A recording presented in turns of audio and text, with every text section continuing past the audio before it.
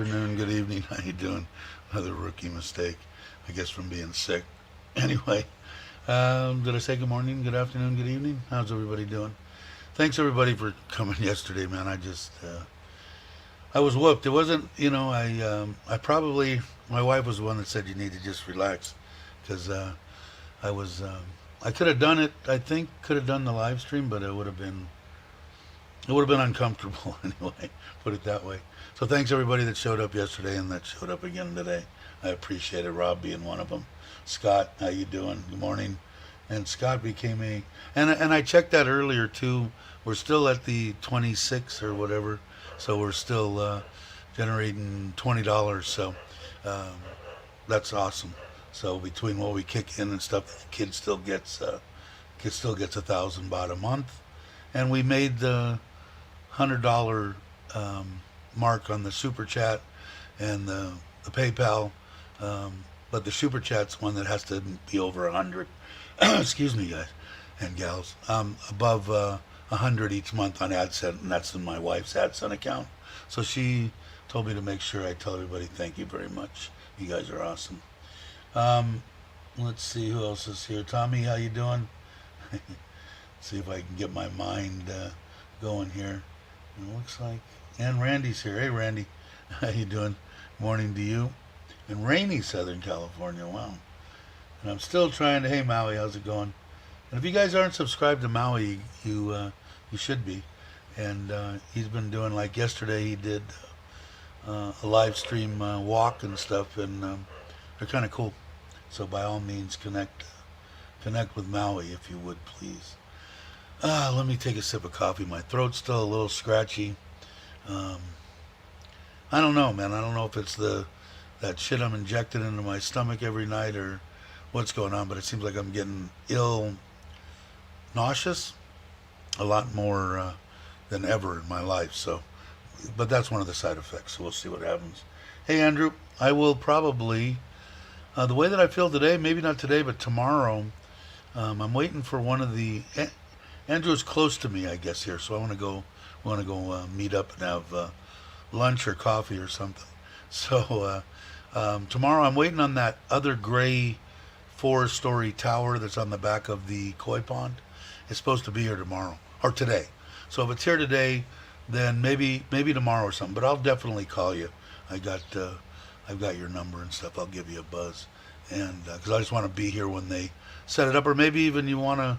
I don't know if you're interested in coming by here and hang out for an hour or something, and then maybe we go over to the Robinson Mall or something and get something to eat. Up to you. Hey Paul, how you doing? Let me know whatever you want to do, Andy. Andy, like Andy or Andrew?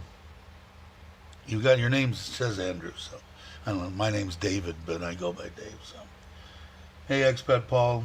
Good morning, everybody. I'm still a little bit, tiny bit under the weather, but not too bad. I'm all right, I think. So I'm waiting for that one tower. Should be here today. I'm hoping, and I didn't get a chance to cut my beard, so I'm going to screw with it the whole live stream probably. But I'd like to get that installed because once that's installed, it's just the waterfall in the middle, which is going to take 6, 8 guys to get it or rent a crane or something. I'm just going to tell them just rent the crane because he's having a hard time getting enough people here to lift it safely. And then we're going to mount it safely off the back wall with some steel and stuff too. I don't want that thing falling on somebody. And then after that, it's just whatever I'm going to cover, which is probably going to be teak wood or something, which would be the sand filter, the orange filter there, and the four. Those need to be covered because with the sun beating down on them, they'll build up algae and stuff, and I really don't want that in my moving bed filter. The other one, doesn't really matter. But everything's been good with the fish, good with the pool. I went in the other day. I think it's supposed to be like 33 today, so maybe if I'm feeling better, maybe I'll wade on into the pool. I did it the other day. I don't remember what day. Day before yesterday? I think after the live stream. 2 days ago.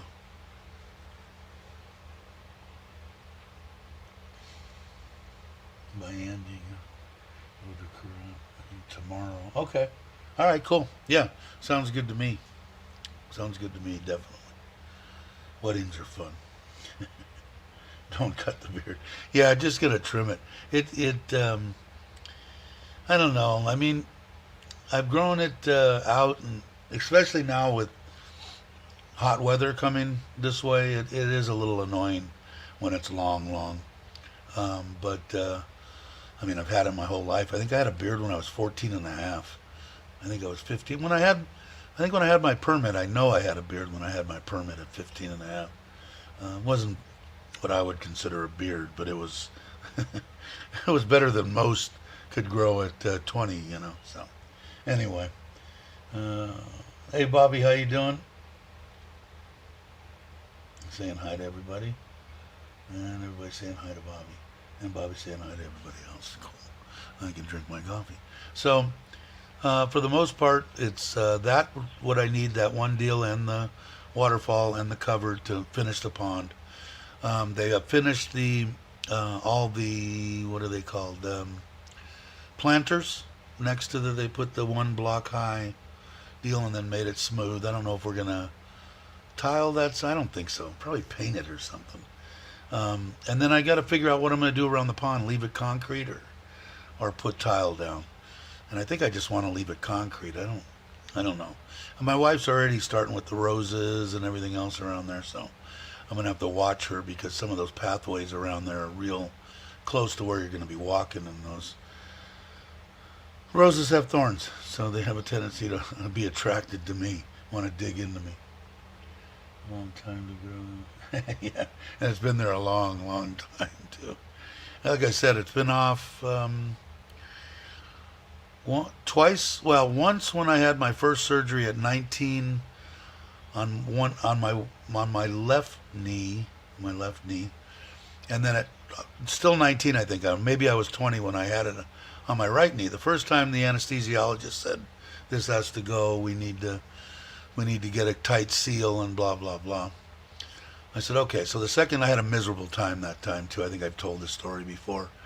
Second time when I went in, I said, "I want the drugs." The doctor said, "Well, you'll get addicted." I said, "You're a doctor. You cut me loose if you don't want to give me anything when I get out of the hospital. That's your prerogative. I don't have a problem with it, but I'm not going to be miserable." And inside there again, they gave me the shots the whole 3 days I was in there. I was laughing all the time, had a good time, and never took another drug when I limped out of the hospital because back then they didn't have the micro surgery. But it, you know, I asked him that time. I said, "Can't I just shave a, what is it called, a Fu Manchu or whatever here?" And just he said, "Yeah, that'll work." I said, "All right, cool." So I didn't save it up then. And then when I got married the first time on a houseboat on Lake Mead uh, in January, I think it was, we got hit by a storm. It was a nightmare. Should have told me that marriage was not gonna. It would lasted 9 months. To my like high school sweetheart, and I shaved it off for her because she'd never seen me pretty much without a beard. So I did it for that, and then when I had the pneumonia in 2020 in the hospital for the 2 months, they shaved it off without me, without my approval. But anyway, so 3 or 4 times in my whole life, it hasn't went anywhere. Thanks, thanks, gorgeous. Yeah, yeah, actually, thank you. Yeah, I am a lot better. Still a little hoarse, you can tell, um, but I feel pretty good. Coffee tastes good too. Hey, Bial. Hey, Mama Bear, how are you? And Jim, and Meow are living the life in Pattaya. But I think she wrote me the other day saying that they're going to. Where did you say you were going? Korat? No, Ko Chang and I think Korat. Back to Korat. That's where her family is in Korat. If I'm if I make a mistake, just let me know. But I think that's right. Hey, Bo, how you doing? Bo's. Everybody kind of put your prayers for Bo. She's having to hang in Bangkok, waiting for her husband who's in the hospital. Which I don't like Bangkok. Bangkok's not my favorite place, but she's a real nice lady, and hopefully everything works out for her and her husband. Which it sounds like he's doing okay, right? I'm guessing. I look the same. Yeah, except back in the day, this was like this color, sort of. I think I remember my beard very rarely. I think there's one picture on my Facebook thing my wife put on, of course. I think that I actually when we got married, and uh, it was black. That's one of the few pictures. I didn't take that many pictures, man. I didn't like, I didn't like people taking my picture. But yeah, I don't know. It's always been there. It's like me when if I don't have a beard, I'm like, who the hell's that guy? Um, Thanks, Mama. Appreciate it. Yeah, man. I don't know. Like I said, I don't know if it's them shots that I'm getting in the stomach every night or what it is, but and I still haven't weighed myself, so I still don't have a clue. I can tell that my clothes kind of fit better, so I know that I've lost more weight, but I don't know whether I want to depress myself or excite myself, so I've kind of just been putting it off.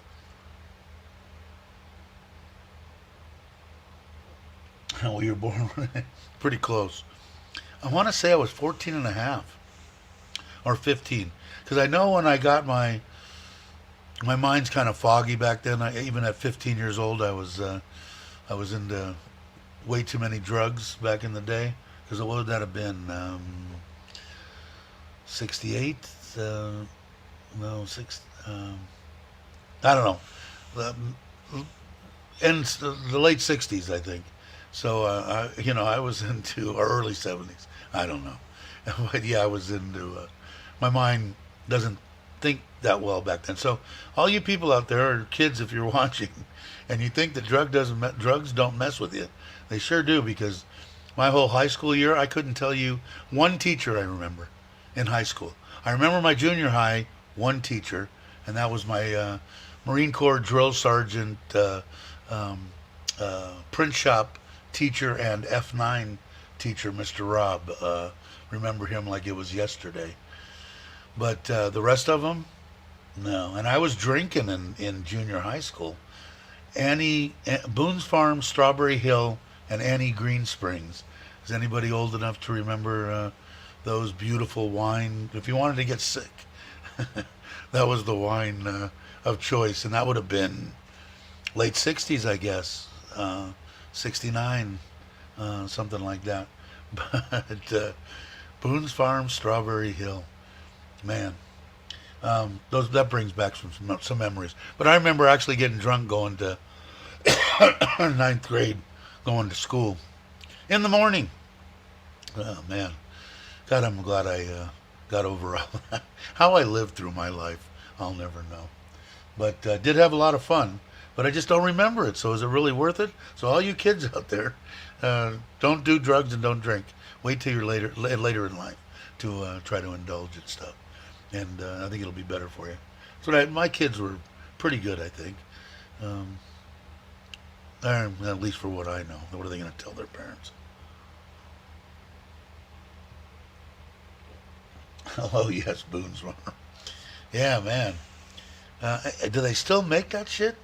And even worse than that, even back before that, was Ripple, if you guys remember that. And then we made sangria. First time I ever got sick drinking, the old man, the stepdad, I don't know. I don't want to get into him anyway. He wasn't a bad dude. He just drank. And he was good to my brother and treated him like an angel, never laid a hand on him. But with me, and I was young, I want to say 12 or 13, Ripple, or it was a sangria with the oranges and all that kind of crap in it. And I drank that, and he caught me smoking a cigar, and made me smoke that whole cigar, turned me green, and inhale it. And I puked for God knows how long. Um, Never had a real taste for sangria after that. I don't know, maybe again. It kind of sounds kind of good now. Let's see, Tommy's saying. I'm putting I forgot her name, but have you heard from the lady who was always sick who would... that was Misdemeanor. And what was her name? God, somebody remind me of her name now. I'm glad you kind of brought that up, Tommy. I hope you're doing right. Okay, and I'll remember her name, I hope. Somebody remember. Um, God, it's right there on my tongue. Because I could never say misdemeanor. I didn't. Anyway, I hope that you're doing good. Thanks, Tommy, for reminding everybody.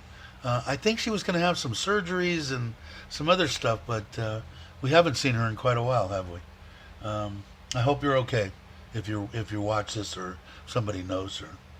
Let's see, what else did I miss while I was rambling? Sorry, I'm leaning in because I gotta go. I'm gonna go and get a new pair of glasses today.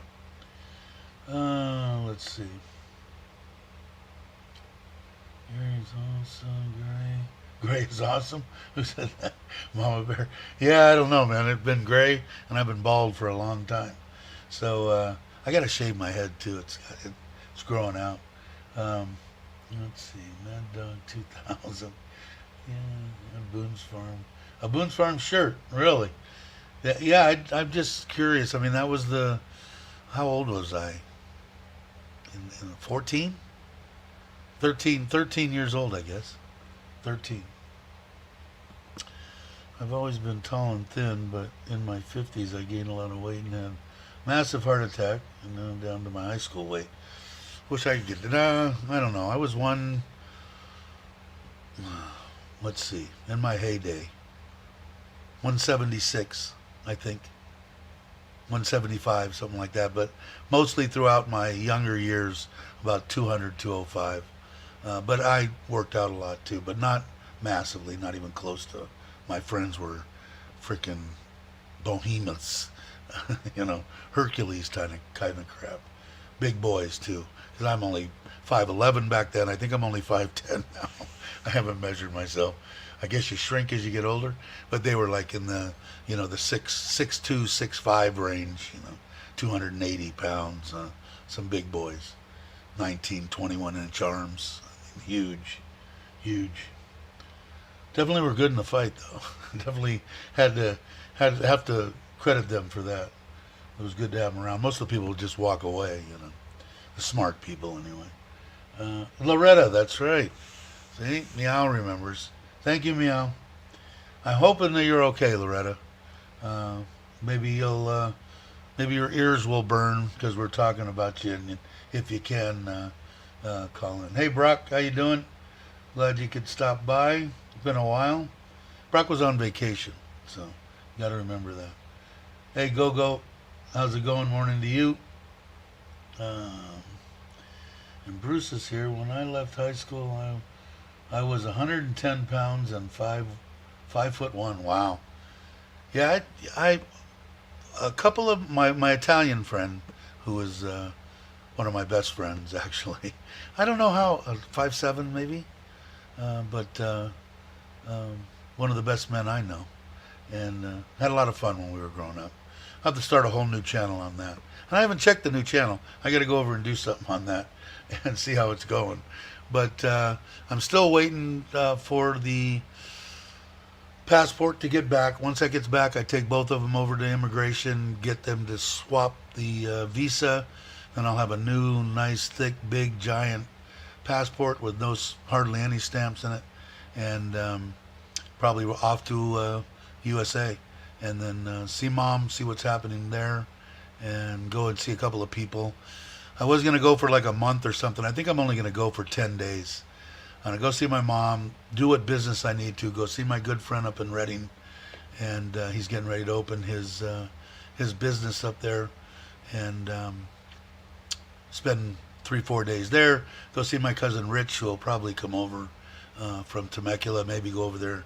See my cousin Robin. Anyway, make the trip shorter than longer and get back here. Hey, Jay, how you doing? Glad you could come by. Good morning to you. God, I'm way behind. Get behind. Do we get people in here? We got 23 people in here. That's way over my limit. Let's see. What did Brock ask you? You actually sent your passport for... Oh, that's right. You haven't been around. What happened was, I waited too long, of course. Sent it in on the beginning of... No, middle of or end of January. And then I read, after I sent it off, that, oh shit, I've got to renew my visa on the 19th of February. So I started to panic because now I'm going to be in Thailand. Probably, well, I looked on there and it said 8 weeks. I'm going, what do you mean 8 weeks? I thought it was like 10 days you get it back. Okay, my fault.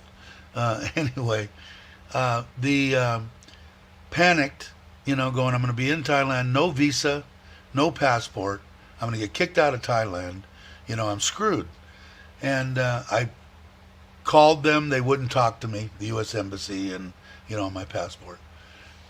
Come to find out, I wrote them. They said, write an email to this email address, blah, blah, blah.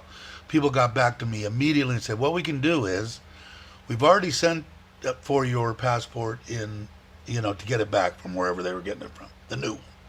The old one, they said, we still have. We still have your 100 baht bank draft. If you want to, we can send it back to you. And then when you get it done, we have to null and void that, and you have to send it back to us. You have to send us another deal for 100 baht. We'll send it to you, get your visa put in it, mail it back to us. We'll put them both together and mail them back to you. So that's what I did. So, oh, God, I wish I could get over my I've been this way my whole life. I don't know. Will it ever change? I hope so. So anyway, then all of a sudden I get an email thing because I put an email deal on my passport following it, updates. They have my passport. So if I would have left it there, I probably would have got it before the 19th. And when I did it on like the 17th or something. Yeah, so they had my new passport there. So anyway, we mailed it out on Monday. I'm hoping I get it back by maybe Monday or Tuesday. And then I got to take it back. The gals that did I actually had to go to the far away immigration, which is in a brand new awesome building. I didn't realize that. My wife had told me and I forgot about it because we got the new one right here that I can throw a stone at. But they're over there, their person that can sign the passports or the visas, at least the 1 year ones, was in a seminar in Bangkok. So they said, if you want to, you can go to the other one. So we took off the next morning, went there, because I think that was the 19th. Or no, the 19th was on a Sunday. So it was whatever that Friday was. So, cutting it down to the last frickin' possible second.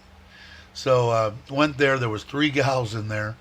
And actually, the person was in a seminar back and forth, in and out, one time at lunch. I saw him was the guy that I had originally gotten my visa from. But he was just there saying hello to everybody and going back to his seminar there in wherever that is. It's still Surin. So anyway, they were awesome. I fell asleep a couple of times sitting there like this, and they were laughing at me and kidding with my wife and me and one other person. That was it. No one there either. Brand new building, nice air conditioning, great ladies. After I got done with everything, then, because they never asked for anything or wanted anything, I said, I want to treat you guys to pizza, and you're probably old enough for beer. You're probably old enough for beer, but the little girl in the back is probably going to have to drink soda. And they laughed and said, yes, soda. So I bought them pizza, and she said, just come back when you get it, and we'll swap it all over, and you'll be done. I said, okay.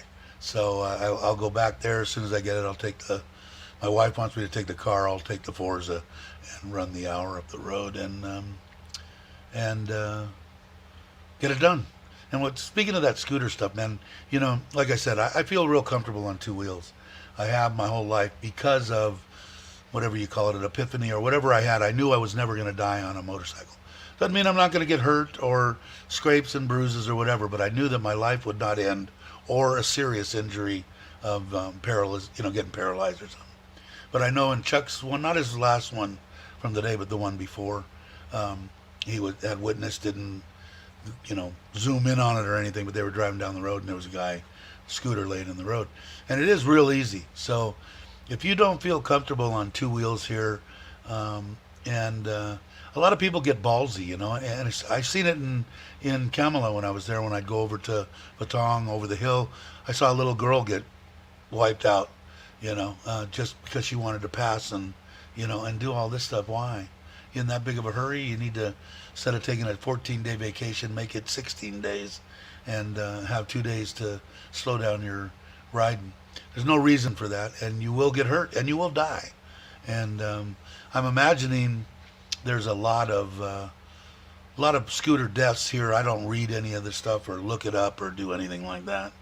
But it was just kind of made me think, it isn't hard to die, man. Tomorrow is not guaranteed. So if you are going to retire, retire as soon as you can. And can be in the definitive word there, if it's possible and feasible.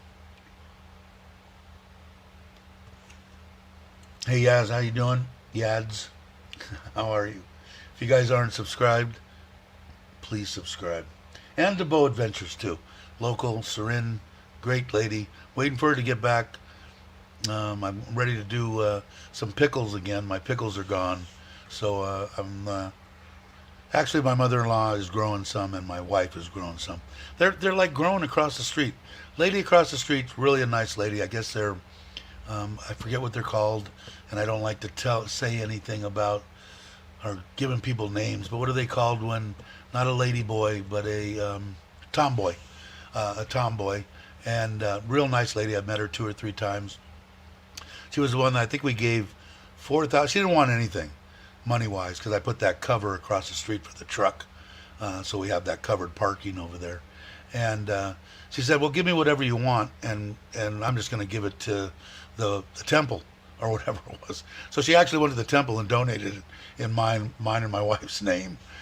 So good people. So she's got banana trees there. She's got like 3 of the lot sizes I have with nothing on them but raised land.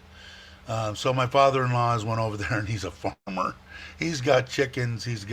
My wife's planted corn over there. These Japanese potatoes or something. And a bunch of stuff. And long bean and cucumber and a bunch of other stuff. So they're I guess I'm a farmer. I don't know. But they've got all sorts of stuff over there. But anyway, so it kind of makes it cool. So I will get some pickles. They have cucumbers. So I will get some, but I will be buying some from you if you have them when you get back, Bo.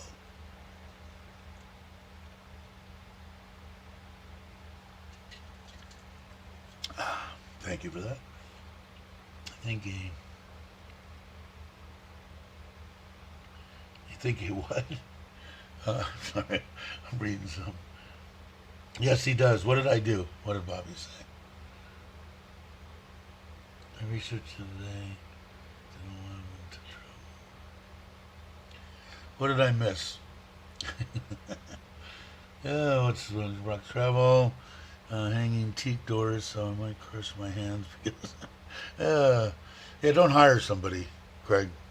Don't point your finger and say, okay, you 3 guys lift that up and give at the end of the day give the 1,000 baht over a couple of guys and have them finish up the heavy work. Of course, and I haven't watched anything. I've been horrible. I was on vacation. I didn't watch anything. That's why I didn't. I know when Brock was gone, he was on vacation, man. The guy's on vacation. I haven't sent out anything. I'm going to start doing that. I used to send out little invitations for people that wanted to come out. I sent them to Brock, to Tom, to Mitch, a couple other 4 or 5 other people, and but I haven't done that in a while. So I'm going to start doing that again because I think Brock would probably be back into it again. But I don't blame anybody at all. They're on vacation. So I am behind on watching videos for sure. And one of my favorite ones is Uncle Craig's. I enjoy watching his videos. So I was talking about your pappy farming across the street. Yeah, I mean, they're over there all day. And my mother-in-law, and thank God I punched that hole, that well. And I've been using that to fill the pool and the pond, and they've been watering everything. Everything inside my fence, everything outside my fence, and everything across the street.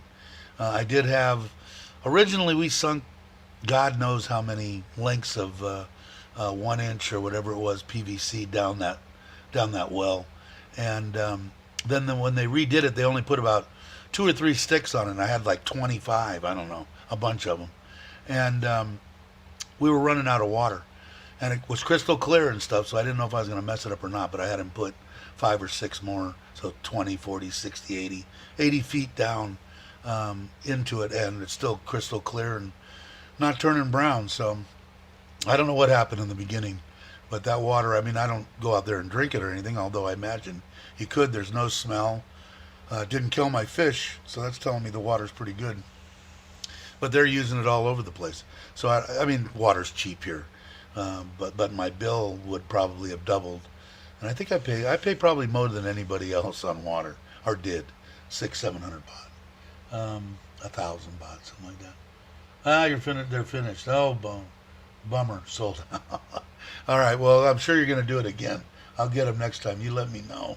Hey, HK, how you doing? Good morning to you. Beautiful souls in the chat. Yeah, pink hand waving. Let's see. Junior Bobby. So they said no 69 Camaro and no 1911. Having second thoughts. Go back and visit them. If you're thinking of them as family, then go back and visit them 2-3 times a year.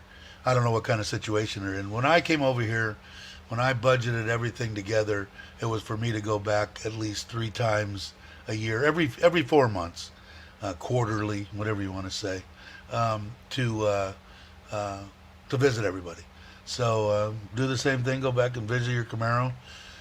Take the pistol out and take the Camaro out and drive out and stay a week and go out to the desert and blow out as much ammunition as you possibly can, and then get back on a plane and come back to Thailand.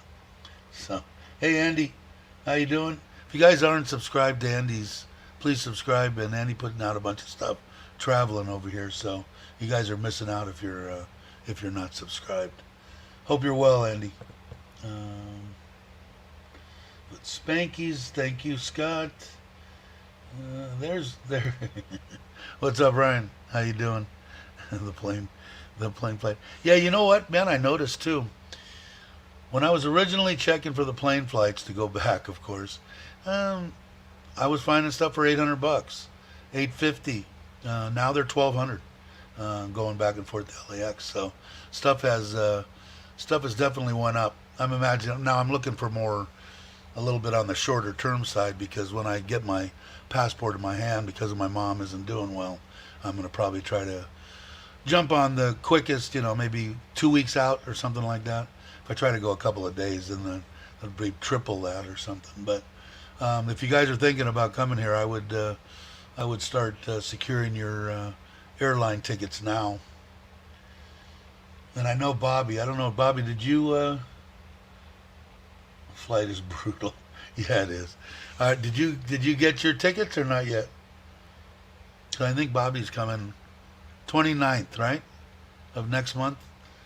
So I might be back by then, because if I leave in the middle, I might be back right at the end. We might be on the same flight. I don't know.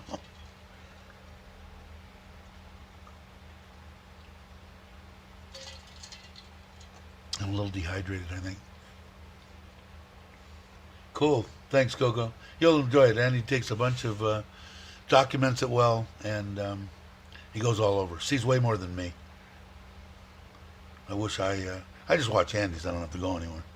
Let's see what did Ryan say. I can explain why your price went up, but not typing in. Basically, the airline algorithm more confusing than the YouTube. Well, put the thing in if you want to. Come on on. I have anybody that wants to. Let me copy this. Do I remember how to do this? Paste, and I think I just hit that. It's been a long time. Yeah, there it is. You guys want to come on and explain? Somebody told me that if I change my, what's that thing I got? My thing that says I'm not here, I'm over there, my, whatever it's called. Things I can watch, different countries, movies. Anyway, they said if you're from a different country or something, or if you're not in the country, that you're trying to travel from here to there, that you get a better price. So I definitely don't know what's how to put on clothes. Only a shirt, right? I don't have anything on from the waist down. Just kidding. My goodness. Typo? What did you typo? What did I miss? I really enjoy cold weather there. Andy travels taking photos. Yeah, and Andy's got. And I missed him twice now. I got to meet Andy.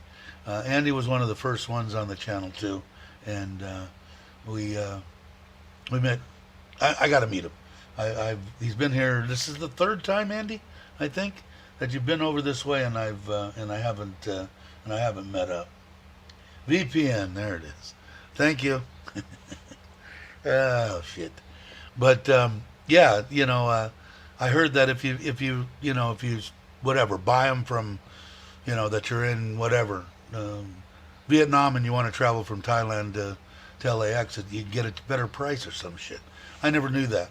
So there's a lot of stuff I probably didn't know. But back in the day before the virus, I traveled on the China, which I would never do again. Air China, China Air, whatever it was. $600. I had a long layover in Beijing, which I didn't like because they didn't like me for some reason. I don't know what it was, and I don't want to generalize on people, but boy, they just didn't like my white face. I mean, I never got the worst dirty looks and stuff like that because it was before the virus. They didn't have a mask on, so I could actually see it. But they didn't like me. Or maybe they don't like Santa Claus. I don't know. That could be. Oh, good to hear. Naked to the waist down. I know it's not a pretty sight to have embedded in your mind, is it, Rob? But yeah, so I don't know. It's gonna be fun. I'm really looking forward. Let me go over and check real quick what's happening with the Trailer Trash Thailand, and but I think we're like at 30 something. 30 something, I think, subscribers. Let me see.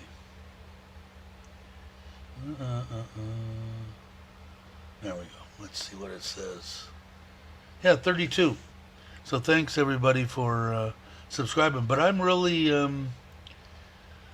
excited about getting that going. I'm kind of bummed that I've got to put it off for a month, but I got to go see Mom and see what's going to happen there. But it's going to be.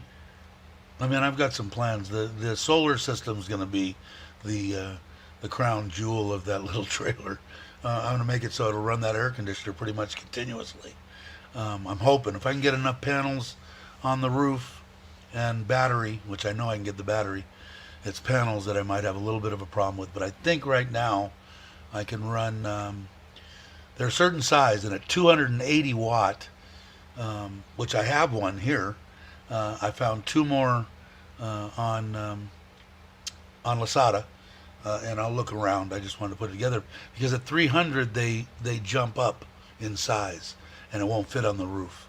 So I'll have to change it. But I think I'm gonna have enough wattage. Here, let me change the layout here. Let this strange. Ryan, how you doing, brother? Oh, good morning, sir. Good morning to you. I had to throw on a shirt real quick. Yeah, see, yeah. I can't stand up just because of that deal. But so do you have a bottle next to you in case you have to use the restroom, or you just turn off the camera? No, I think I would have to turn off the camera. That's what I would have had to do yesterday. It wasn't so much that I was sick, is that I needed to make a bunch of, probably too much information, bathroom trips. And it would have been annoying as hell to try to do a live stream. But that kind of ended last night. And that was your first go-round with the old Bangkok belly, as we call it? No, no, it was like 2 days before that. What it was is, and I know what it was. My wife made me, she got this stuff from when we were over in Saratani, or on our trip, that she made this spicy frickin' stuff that was hotter than hell, and just, you couldn't stop eating it. I mean, the stuff was absolutely delicious. So I asked her, because I always tell her, my mother, the old Italian lady, used to try to feed, she had a cast iron stomach.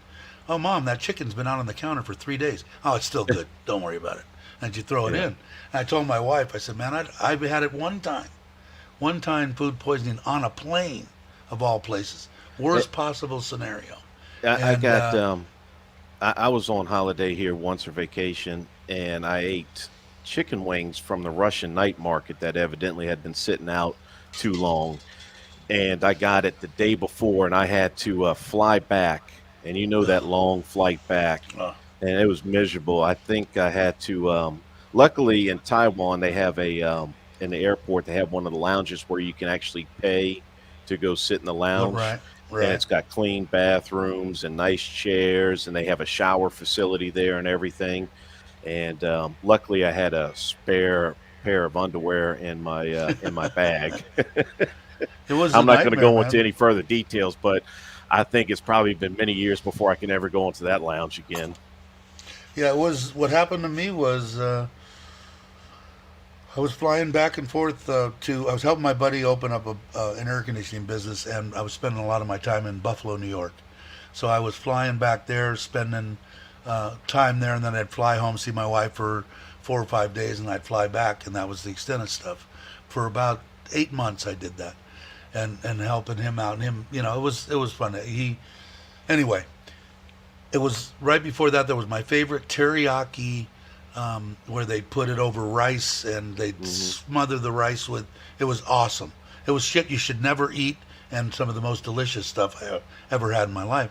And I ate it before that afternoon. And they must have, when they cook up their chicken and their beef or whatever, they would have it on the flat top, and then they would start right next to it with their raw stuff, and their next batch coming over. So I'm gathering a couple of raw pieces got over into the whatever by mistake, and I got it in there and ate it. But the worst part was that flight, man. Oh I yeah, because I'd never had it before, so all yep, of a been sudden there, my stomach's going. Grrr. I'm been going. there, done Now I that. don't get up. They tell me it's the worst thing in the world. I get on a plane from LAX to here. I sit by the window. I don't get up. I don't pee. I don't walk around, and I fly straight through. Yeah, And when I have to yeah, and stretch that's everything. yeah, and I heard for my blood clots, which I'm like Yeah. a blood clot waiting to happen. It's not good for me to do that. Well, the poor stewardess was there, and I went back and forth to the bathroom 2 or 3 times, and then the one time being on the window seat, and it just didn't give me enough time to get up, and it was right before we landed, and it was horrible, Yeah. horrible. So when this happened, I knew it because when I would burp, there's a distinct flavor, at least with me, of what that burp tasted and felt like, and it was the exact same thing when I ate it. And you know what it was? Those little, they're almost like a wrap, but they're open on the top, and they're like this big around, and they're coming like yellow and green, and they have either pork or crab or shrimp, and they're like a little ball, but they're open on the top. Anyway, Oh, okay. I know what you're talking you know what I'm about. talking about? They're Well, the little like when not dumplings, but yeah, but yeah, yeah, similar. It's similar yeah. to I that. know what you're But they're talking open on the about. top, and they got like a crust on them or whatever. And when I think back on it, she had went to the green market. She had gotten me that, and she got me some of the veggie wrap, like Hmm. sushi stuff, and some other stuff, some fried mushrooms, stuff I like from there. And when I think back on it, the wrap was like deteriorating and falling off Uh, the frickin' thing. And I go, the things were bad, yeah. man. And it was Well, crab. Jay Easy saying that I ran through a roll of TP in my backpack. Now there's a pro tip for everybody that's traveling to Thailand. In Yes. my backpack, there's a few things that I carry, and I'll let everybody in on the secret. Of course, I've got my computer with me and stuff like that, and some stuff to keep you busy on the plane. But I also pack a pair of underwear, extra pair of shorts if it's summertime when I'm traveling. Well, if not, I've always got shorts because I've come over in the wintertime and changed on the plane before I got off the plane into that heat into Bangkok. But I'll keep a pair of shorts, change of underwear, and a change of undershirt because I always wear those wife beaters, those A shirts. Right. And a lot of times when I take that long haul flight to wherever I'm going, I always take a shower and change my clothes. But in my backpack as well, I always have baby wipes with me. Yeah. I mean, the baby wipes, you can go down to Wally World or Walmart and buy the little, travel pack of them. I usually get a big pack, and it's good for, wiping your hands before you eat, your face, your this, your that. It's good for the little Definitely. Mexican bath and the all that stuff. And it's also good for wiping your derriere so you don't have to use that John Wayne toilet paper. Yeah, the biggest thing for me when I came here, and those are all great tips if you guys aren't. And the only other two things when I would travel, especially when I would go to to Costa Rica or here is sunscreen Yes. and bug spray. Yep. Even the little ones, just so you have it. But Yeah. the let's see, what was you got a couple of big things. Oh, there's my Twitch deal. Hey. I, What I want to first he's offer got to send us promotion. money first. We will Yeah, gladly give go to money. your site if you send us money first. Win some net. Let's see. What did Randy say? Flew into Guadalajara, Mexico once. Got off the plane. The first thing I did was buy some fruit juice from a freeze vendor that evening. I thought I was going to die. Yeah, I mean, if you get now, I've been to Mexico, Cabo mostly, and the first thing that and I told you in the transitions from when I used to go to Cabo to the last time I went to Cabo is the first time it was actually a fishing village, and you could tell your wife, "I'm just going to a fishing village." That doesn't go over too big nowadays, but when you go there, the first time I could get 10 tacos for $1, and the last time that I went, it was $1 a piece. So things in the times are a changing, but yeah, I mean the stuff that you bring here and stuff if you're watching this and all that stuff's good information. But I've been traveling for a long time, even on my bike and stuff. Even when I'm on the scooter, I bring toilet paper. But that was You, the biggest thing. That was my original thing was you know the when I biggest thing got from here. Go ahead. yeah, the biggest thing for me is there's so many little nuances that are specific to one person about bringing stuff over. It's the little things you don't think of till you get here, and you're calling people up, going, "Hey, man, are you coming in town? Do this for me. Run over here and grab this and put it in your suitcase." For me, it was believe it or not, deodorant because I don't I use solids. I can't use the gels or the sprays and stuff like that. They just don't work as That's me well, too. or they give me a Yeah, me. rash. So I have those solids, and they have the solids here, but they're not as strong as what I'm used to in America. So I actually had to get a buddy that was coming over to visit because I had knew this coming into it, and I had packed like 4 or 5 sticks of deodorant, and I started running out real quick because you got to think of how humid it is over here, and some of us are on a 2 or 3 shower ordeal, so you're Right. constantly reapplying. And I Sure. was running out, and everybody can thank Zekeman for bringing me over some deodorant because if not, I would have been real fun to be But around. yeah, mine. It seemed that solids would work the best for me too. Yeah. And I don't know, maybe. But the biggest thing with me is like the one thing that I'm thinking about in going back to the U.S. even to visit is how am I going to go into wherever I'm going to stay and hook up a bum gun to clean. Well, the first time I looked at it, I went, "Oh my God, what is this?" After I got here and got acclimated to it, it's going. Why would anybody wad up a big giant piece of paper I, in their hand that, and wipe their ass? I you, don't you know, understand. I I got don't back to understand. work.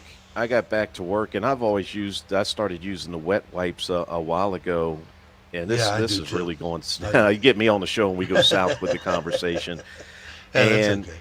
it's That's the same with me. Wet wipes is a in yeah. between answer, I think. Correct. And everybody was making fun of me for it. Well, next thing you know, I had accidentally left them in the bathroom at work and come back like a day or two later and they were gone. And I was like, oh, so I'm not the only Yeah, one with a sensitive butthole around here. yeah. It's like it was unbelievable when I did because I. Now you got to remember, I was told about it from a friend in 2015, friend of a friend, about Thailand. Hmm. Otherwise than that, had nothing. Saw the movie, and DiCaprio and whatever, but never really I thought thought you were about going to say anything. Hangover too. Yeah, no, I did see those later on, but but I never got it about any kind of bar girls or I didn't know. Very naive to that when I got here, and also nothing about the bum gun. No one had clued me in on on anything on that, and so when I did, I'm going okay, well, I don't see a bunch of toilet paper in here right now, It's so funny. I'll go ahead. It's we live in I come from southeast Louisiana, right outside New Orleans, and we're still building houses on foundations with studs and sheetrock and everything like that, and yet we flood all the time. I mean, Right. I personally have flooded. I owned a house for 1 month, and a hurricane got it, Katrina got it, And Right. I'm sitting there thinking to myself, why aren't we building houses like they do here in Thailand with the brick and mortar and everything? That way, when Sure. they do flood, we just come in and hose it out.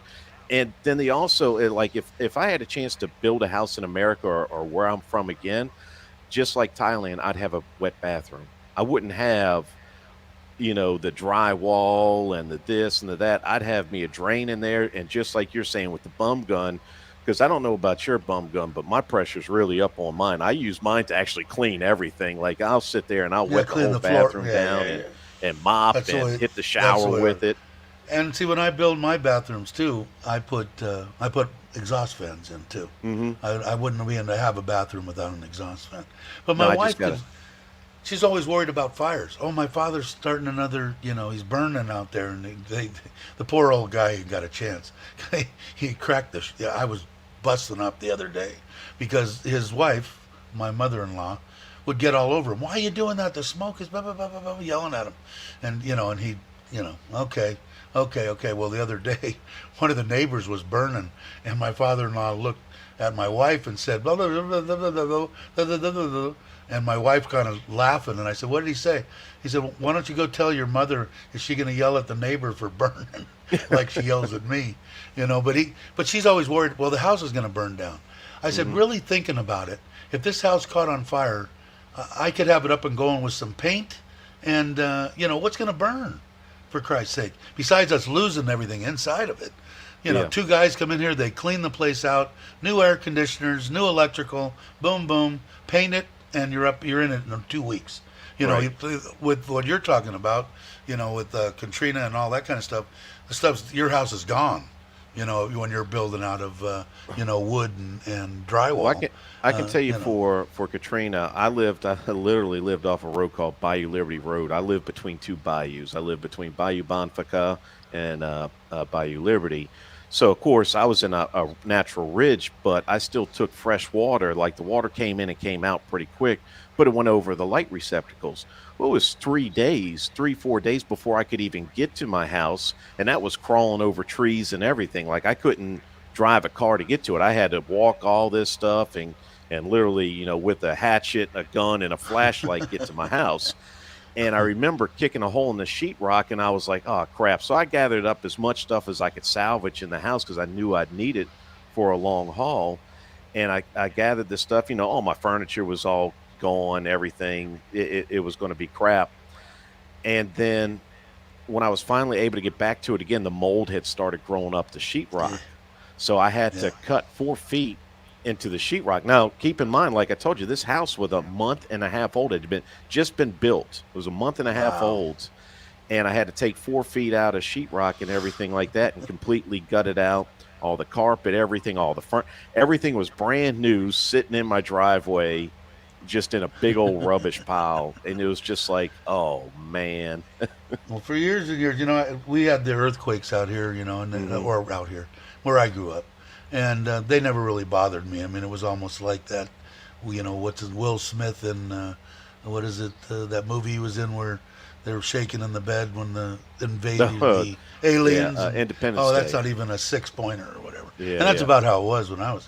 But I always looked at all the people in the South, and I'm going, now my father or my stepdad, his family, which they were my family, they treated me awesomely, my grandfather and grandmother. But from Hartwell, Georgia, right on, I think it was either the North or South Carolina border.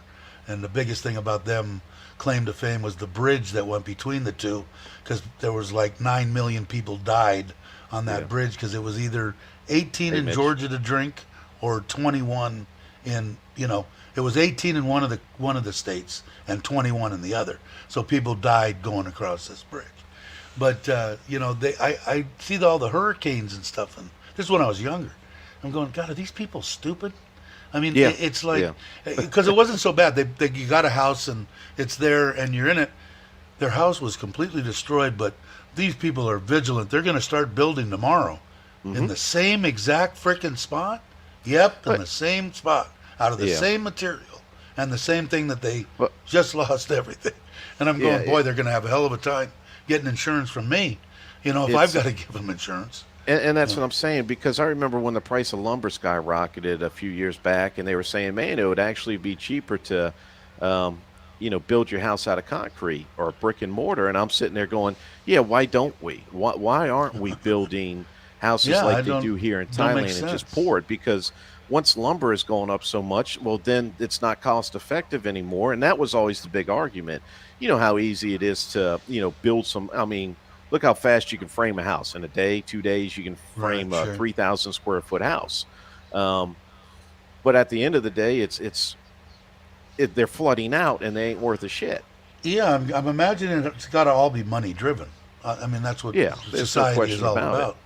But even some of the stuff that I've seen in places that flood, not necessarily have hurricanes or they might, but they're more tendency to flood. Why wouldn't you at least metal stud the place so that when you do cut 4 feet back on drywall, that you've got metal studs and you don't have 2x4s that more than likely are going to be moldy too. Well, we can So usually treat the studs. I can see. It's one of get those rid of things you the don't black forget the mold. smell. It's that bleach smell where you just go Yeah, around and right, right, spray it, right, and then you got to let it dry out, and you throw the little fans in there. right, So it's not so exactly. much, and that's why we use treated lumber on the inside. Yeah, it amazed me when I was younger, and a lot of people say, well, why do you even, have a house in the valley or whatever? I said, well, you know what? I mean, you can't run. I never run scared from anything in my life, Right. but I'm not going to do it because I cracked up one time, and I don't know if it was ever a true story or not, and it probably wasn't funny.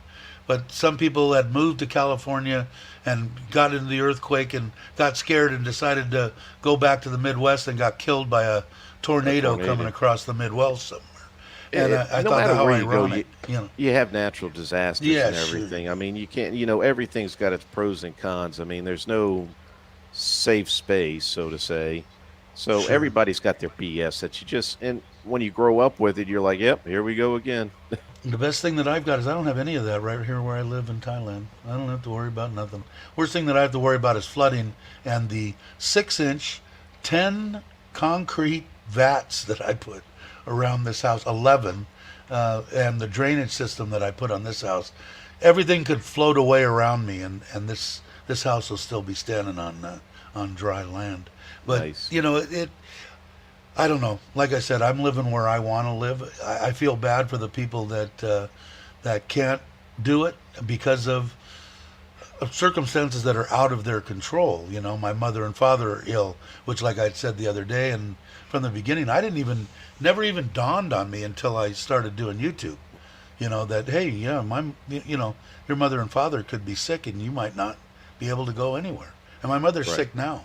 Lucky I got my brother in the States because what am I going to do now? I Uh, mean, especially I can't pick up and leave.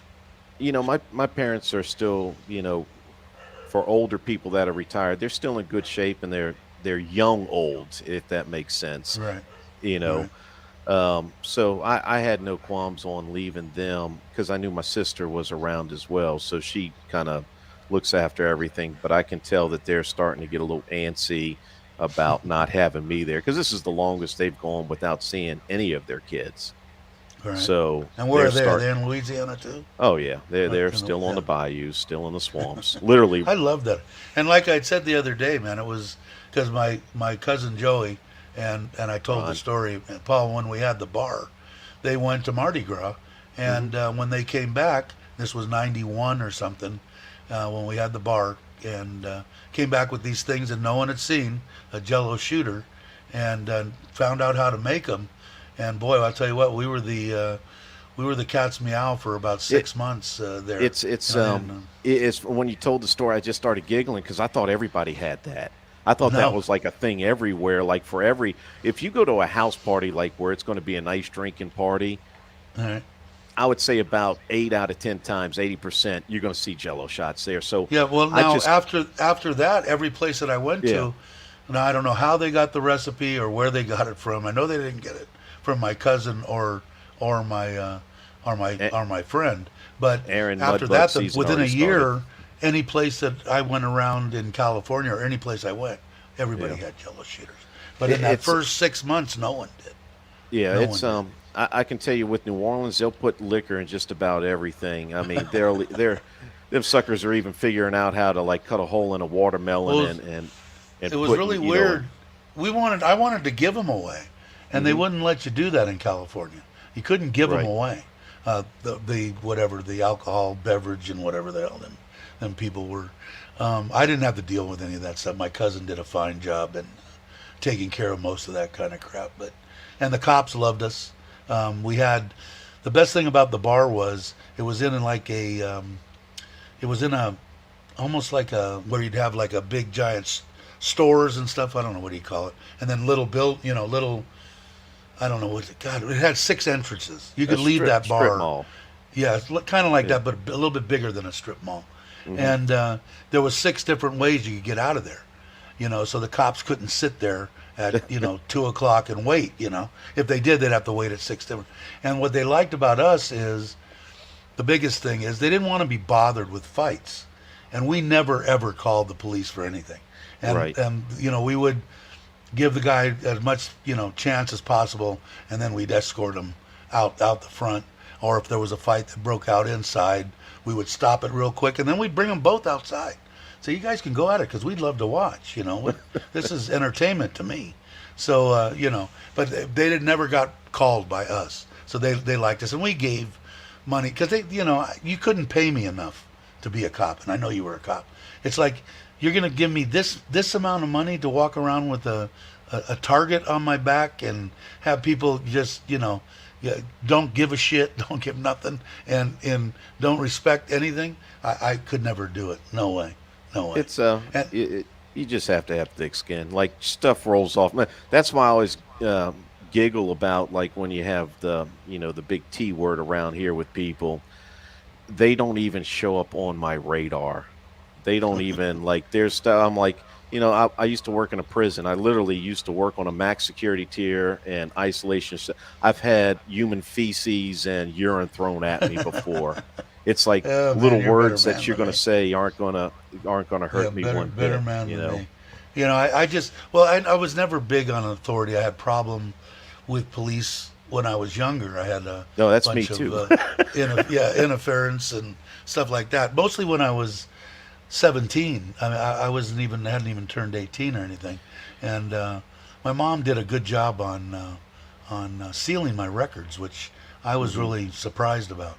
But anyway, I had a couple of instances where I just got some bad cops, and they're they're out just there. like anybody else. Yeah, sure there are. There's assholes everywhere. It Yeah. it isn't limited to anything. Yeah, But and I'm gonna let for the y'all in most on a part, secret. I go ahead. The cops are getting worse because they're lowering the standards because nobody, like you just said, I don't want to do the job. Well, most good people that were qualified that are coming in now aren't that good. I'm just saying there's some people that are better at it and everything like that. Right. You're looking at these hiring standards coming in. They've basically thrown them out the window. So people that would have been told no before, they're saying, They're yeah, letting buddy, them come on in. Yeah, buddy, come on in. Or It's too bad. it's you're not getting the good young men and women joining the police force. You're always Yeah, going to get a it's- bad apple here and there. Yeah, sure you're. And that But- was understandable. And I had a good friend later on, of course, with the way that what I grew up and how I grew up and everything, authority and police were not on the top of my list.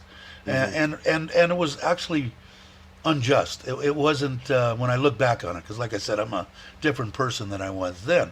But even towards after the beginning, they said you don't have one buddy of mine who had nothing to do with anything with motorcycles or nothing, just a friend, said, you know what, Dave, every time you're always ready to go off like that. They touched you wrong. They grabbed you. You called them names. You did, you fought them tooth and nail. It took them 6 of them to bring you to the ground. They had a, wire tie. You did it all. They didn't do anything. You did it all. He said, how about trying next time, yes, sir, and no, sir, and see what happens. And every time I always had a big mouth. And I would always get cuffs put on to where they're cutting off circulation and just stuff because I was an asshole. And I tried it one time, and damn if I didn't get back what I was giving out. Nice loose cuffs. Are you comfortable? Is it okay? Are you all right? You want me to loosen those up a little bit? It was like amazing. And I'm thinking in my mind, God, I wish I would have known this a long time ago. I'd have saved myself a lot of misery and pain. But I've later on, like I said, my one one of my best friends that I grew up with. I have one that was on the complete other side of one. One's a cop and one's an Italian guy that you can take it from there.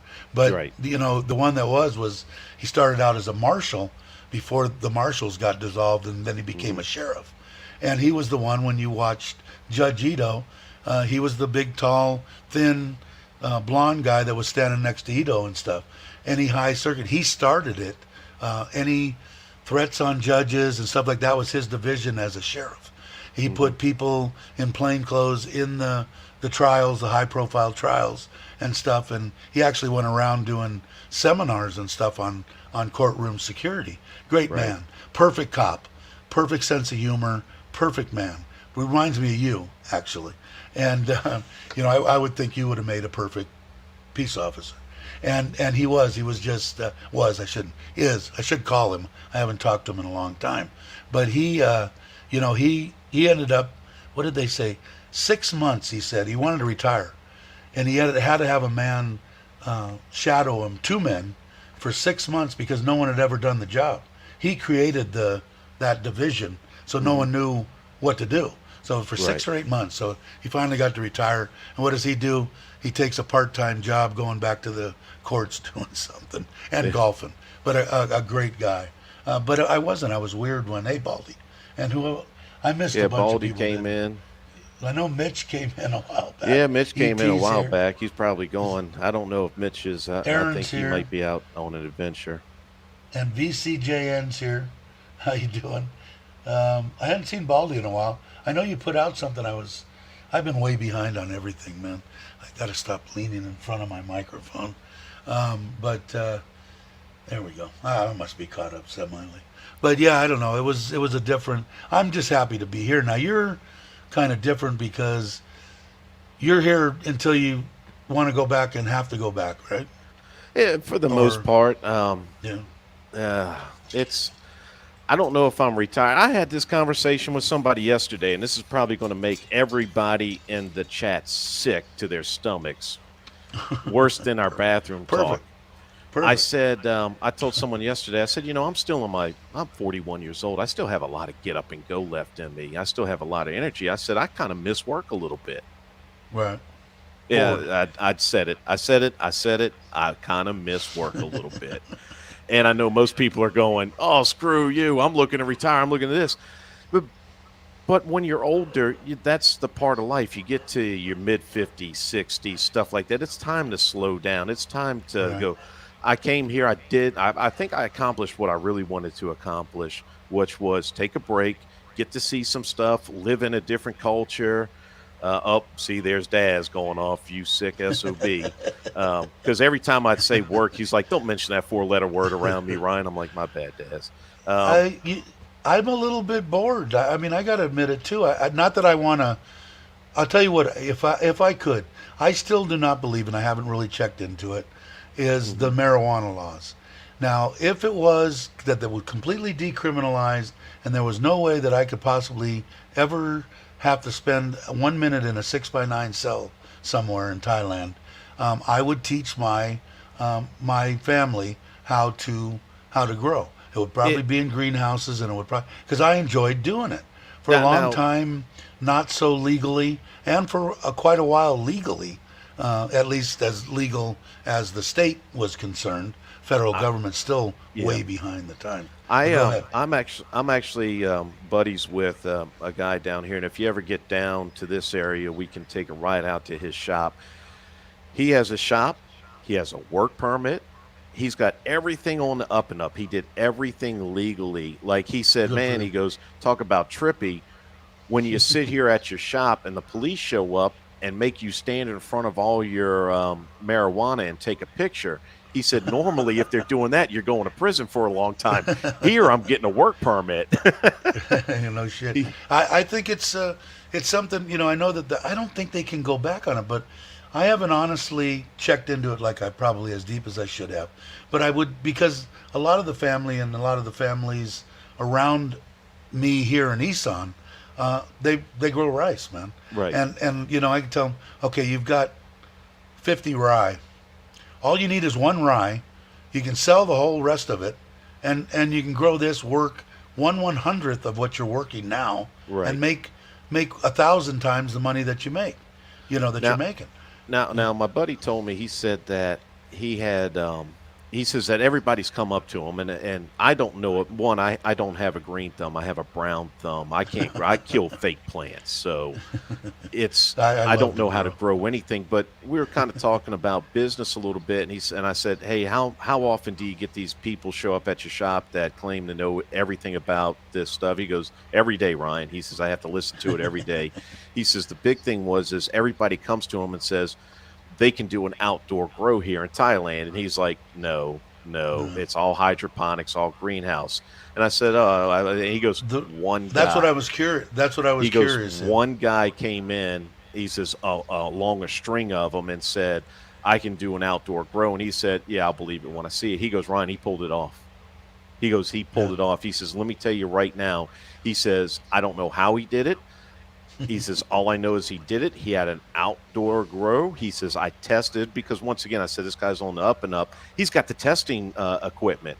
Like, you can bring your stuff to him and he'll test it for you and tell you the THC and everything in it. Perfect. So That's good to he, know. I'd be interested in meeting him when I do come there. yeah, he's But a nice, he's a YouTuber as well. I'd be curious to know how he did it either, because first thing that everybody did was, we wanted to, I said, the only thing I could see is it'd have to be in a greenhouse if you wanted to do it outdoors. It's going to be tough in a greenhouse because you're going to have to air condition it, so Hydroponics, to a certain maybe. extent. Yeah, your veg Yeah. and stuff in 12 and 12 is pretty much easy because, it's outside, and we're at Right. 12 and 12 pretty much year round here in Thailand. I But think that you could do an outdoor grow where you're at, because everybody that I've talked to, when I said someone pulled it off, they said, "Oh, he must have done it in the cooler months. There ain't no way he did it in April." I said, "Matter of fact, when we talked, it was December or January. It yeah, wasn't too long ago." you'd have to do it here. You'd have to do it. I don't see how.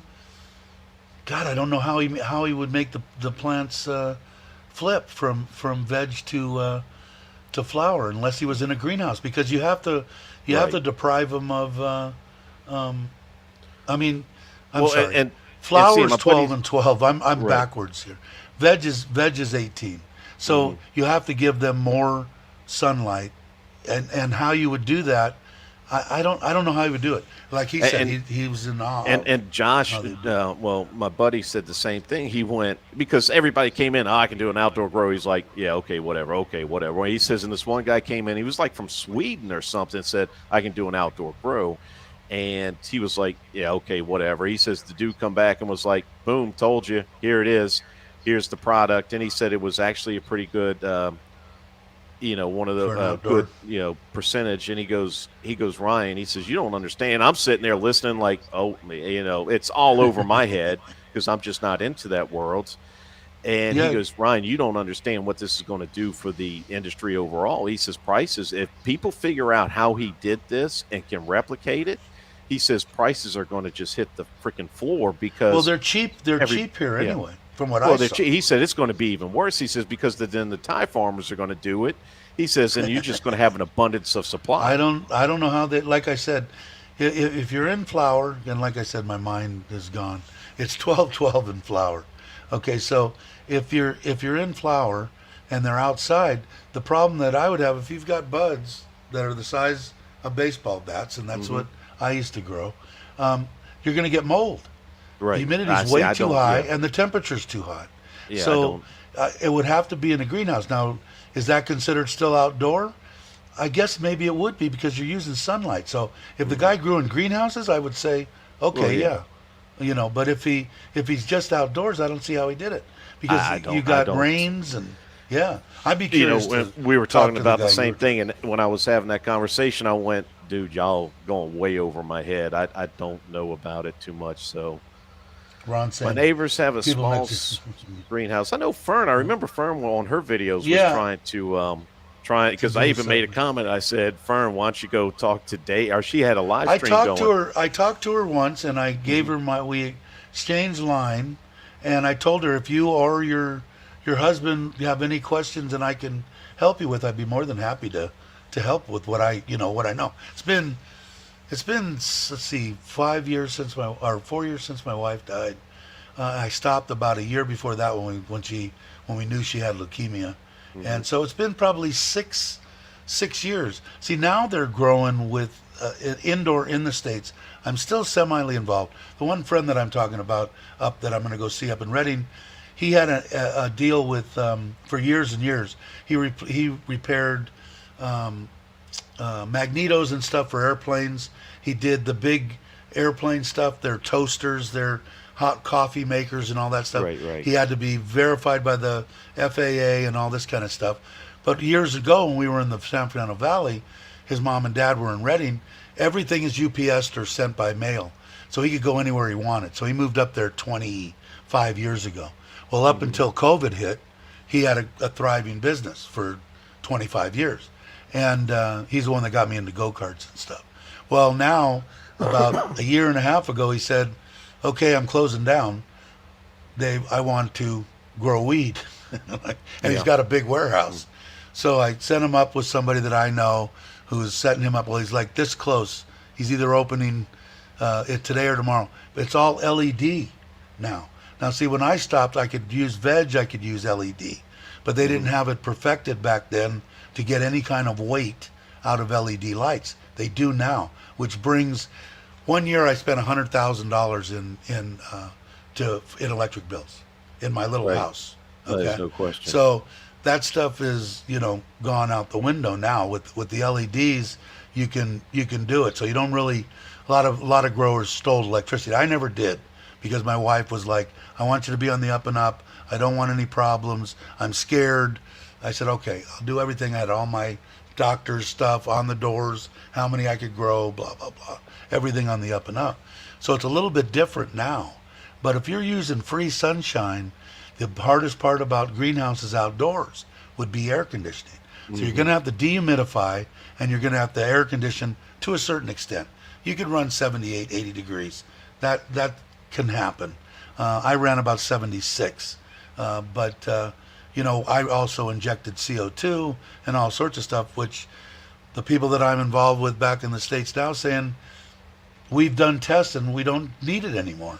Hmm. So they're getting the same weight. So it's all about weight. When I was doing it because I enjoyed doing it, but I was doing it for money. I mean, it wasn't not a big surprise. But so it was like, if this strain will yield me, 2 pounds per, and this one only a pound and a half, I'm growing the 2 pound stuff. Now I Right. always grew good stuff anyway, that was way up there in THC. But I do miss it. I'll tell you. That's why. If I could, I don't know. I wouldn't want to work though. I wouldn't want to say, "Oh, I got to get up and go there because I got to be there at 9." I I couldn't do don't. that You again. know what? The I'm funny too thing old. is when I came over here, I came over here in November of what are we in 2023? So I was here in November 2021 full time, and I said, okay, Ryan, you're going to take a year off. You take a year off. Just do whatever you want to do for a year, and then after that, try to find something to keep you busy. Try to find an income stream. Right. Dave, I made it a month. Well, let's see. I came over here the Tuesday before Thanksgiving. So come January, I was already pulling an LLC back home, starting an e-commerce type business and Right. working with somebody back home just as a hobby.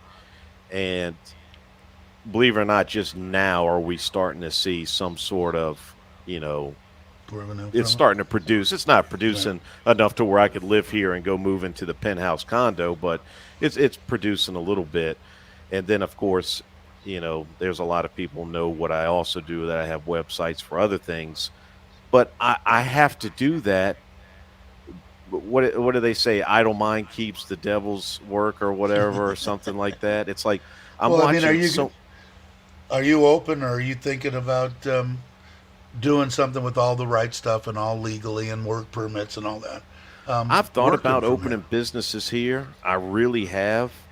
It's just it's a usually everybody loves to come to me because I do have a lot of energy and I still have a lot of get up and go. So everybody likes to come to me and go, "Hey Ryan, I think you should do this. I think you should do that." And a lot of times it's open a business. Like I got a friend wants me to open up an ice cream shop right here in Soy 5 and Pratamac, which I think is a great idea. I do think it's a sustainable business and I do think it would make Right. money. It just takes a little bit of money to start it up. And I'd look at him and go, "Yeah, man, I'll do it when you put up half for the shop." And he's like, "No, no, no, that's all right." I did the same thing to Mitch. Mitch is like, "Yeah, man, you need to open up a bar and do this because, I would make a good bar owner slash manager because I don't drink, so I can sit there and talk to people and entertain, and I have my wits about me. I'm not, and I wouldn't drink my profits. So, and I've been Right. around bars for a while. Um, and that first thing I told Mitch, I was like, "Yeah, Mitch, we do it. Call it Mitch and Ryan's or something. Put up half." And he's like, "No, no, no, no, no, no, no, no." So everybody, everybody's got the idea, and including me. I've looked at a lot of stuff, and I went, "Yeah, it's just taking that hard-earned capital that you have in the bank and investing it in a business here. It's a Right. huge risk, and God bless the people that do it and have done it. They have It's my respect." Yeah, see, especially if you're 40 years old, all right, Hmm. 41 years old, you're also thinking about, okay, I've got to have this over here for when I do need it Yeah. at 55 or 60 or whatever, or would be the way that I would be thinking. Now, I do have this much that I can play around with, but I need to keep I could definitely understand that. And you I see, think and there's a that's lot of options here. I I could I good, could stay here for a long time, but I've told everybody, I said, I don't want to touch my IRAs. I said, I'm too young right, for that. I'm not right. going to. So, i- for a lot of people, if you said, okay, you have to move back to America, that would be like the worst thing in the world that could happen to them. And thank you, Aaron. Idle hands are the devil's workshop. That was it. There it is. Moving back to America would be absolutely the detrimental thing. For me, I'm still young enough. I have a lot, I laugh all the time. I said, "Man, I was a cop for 20 years and I have a business degree." But people don't realize. And once I got to management, I did a lot of the budgets and the this. I wasn't that beat cop out there on the street. I Now, was can in you that retire office. from that or no? Yeah, I did retire from there. You Um, did now. You don't get anything until you turn a certain age. a Not certain like age, just yeah, not not like the like the service. military. No, Yeah, okay, it's I have to hit a certain age to get. that sucks. Yeah, yeah. Well, it is. My our Of course, it'll be retirement nice if you system's make it to solid. that age. But I don't know. I don't know. If it was me, God, if I had the world by the balls and I'm 40 years old, God, I'd probably kill myself. I definitely would probably hurt myself severely here in Thailand. But there's a lot of options. I think there's still a lot of options with, even though there's whatever you want to call them, dispensaries on every corner here. I think there's still an option for, what do I want to say? I don't want to say high class, but upper class dispensaries. But I don't know if they, because I think part of the law right now is that you can't smoke inside the dispensary. Re- There's a lot Remember of what I stuff. always say, Dave? What is written and what is are two different things. It is. Because I, if you had a nice place, if you had a business, this is me, this is the way that I think, mhm. okay? Is if you had a business that Joe Blow is coming here, you can advertise on the web, whatever you're going to do. Yeah, we're going to come. All I'm coming for is to have 1 week or 2 weeks of absolute fun, okay? And if you could put that together for them, from picking them up to the airport, taking them to the whatever they want to get, dispensary, bringing them to bars, having their whole entertainment venue put together. There's a lot of people out there that would pay a lot of Eh, money to do that. y- you're So, running a tour guide at that point in time. yeah, Unfortunately, something we that you can't can't do do. as belongs. But I Is that what it do. is? I didn't realize it, but they have basically what you have. They call it bacon brew. So what it was explained to me is there's a lot of people around your age that go down to my buddy's shop out on the dark side. They go sit down there in the morning times. They have their coffee and they smoke their green stuff, their green vegetable matter. I don't know if we can say. I know. Right. I I'm don't know trying if to they figure do out either. what we can and can't say on YouTube because even though it's The legal only, here, you know what I did? I did a video that just showed me going to one of the hmm it was in Buriram, where I walked around one of their shows. It was before everything was. It was just at the beginning of everything starting to get per se legal. right. Okay, and YouTube didn't demonetize, didn't whatever it was, or I think they might have demonetized, but they what it was they no, they left it monetized. They made me did it over 18. I Yeah, couldn't release. It had to be over 18. Now, yeah. I do. Go. because I'm here, all my videos are over 18, and we're in restaurants, just in case something in the background hits a bad word or a titty bar or something like that. So, Right. Yeah. hello, And Nanette. Good that's morning. understandable, I guess. Hey, Nanette, how you doing? Think you could? I'm glad you could make it. But I Yep. don't know. There's a lot of different stuff. If I was younger, but I am a little bored. Like I said, if somebody said, Ron. "Oh, I just want somebody to just give me some advice, free advice on how I should," like you were talking about Fern, um, uh, that would get my brain Hmm. stimulated. Like I said, I haven't done it for 5 or 6 years, something Yep. like that, but I'm still involved with it. Back in the But state, I I think still know what they're doing. So But look at what you're doing. You stepped out of your comfort zone, Dave, and I'll give you credit for this because I think you'd be the first one to admit you're not the most no, technological no, no, sound no, person. no. But here you are every other day running a live stream. Think of what you're Right, doing. You're now voicing your voice and your picture out to whoever wants to see it, basically. right. Yeah, Um, which I and never thought you're I would be able to do. engaging in a conversation with a chat room of about 20 people, and you actually keep the show going. I always like to make the joke. I had told other people, I said, man, there was times where Dave came on Sunday. I said, and I remember it was one Sunday I was just flat. I was tired. I think I'd been on a bike all day. I said, Dave came I on, remember and I that. was like, I oh, remember thank that. God. And I said, I just propped my feet up, sat back, and just let Dave go because Dave could talk about a subject for a very long time and keep up with the chat, read it, engage other people, and I could just sit back and do nothing. It was wonderful. I needed that night off. So Yeah, when it gets down, once in a while, I'll like today. Okay, for instance, yesterday I just didn't feel good, but then today, like even I was laying on the bed a half hour before, at 8 o'clock, and I'm going, I don't have a flippin' clue on what I'm going to talk about. And I've even had like Tommy J and a bunch of people, which I value their opinions, say, mhm. this was months ago, you really should have some kind of a talking point or whatever. And I'm saying, yeah, that's a great idea, but I never think of them. And it just seems like every time we go on, somebody will pop up and go, oh, well, what about the bum gun? And Right. we'll go on a run on that Yeah, because and I on think they're this, still and talking about the bump gun in the I chat. think I've they seen a are few too. bump guns and I 25 have too. psi and stuff. So But see, now that would be something that I would probably see. The same thing with you. A perfect place, either a dispensary or something like that, for me to do on a part-time thing, and to be involved in it over the years. I don't smoke.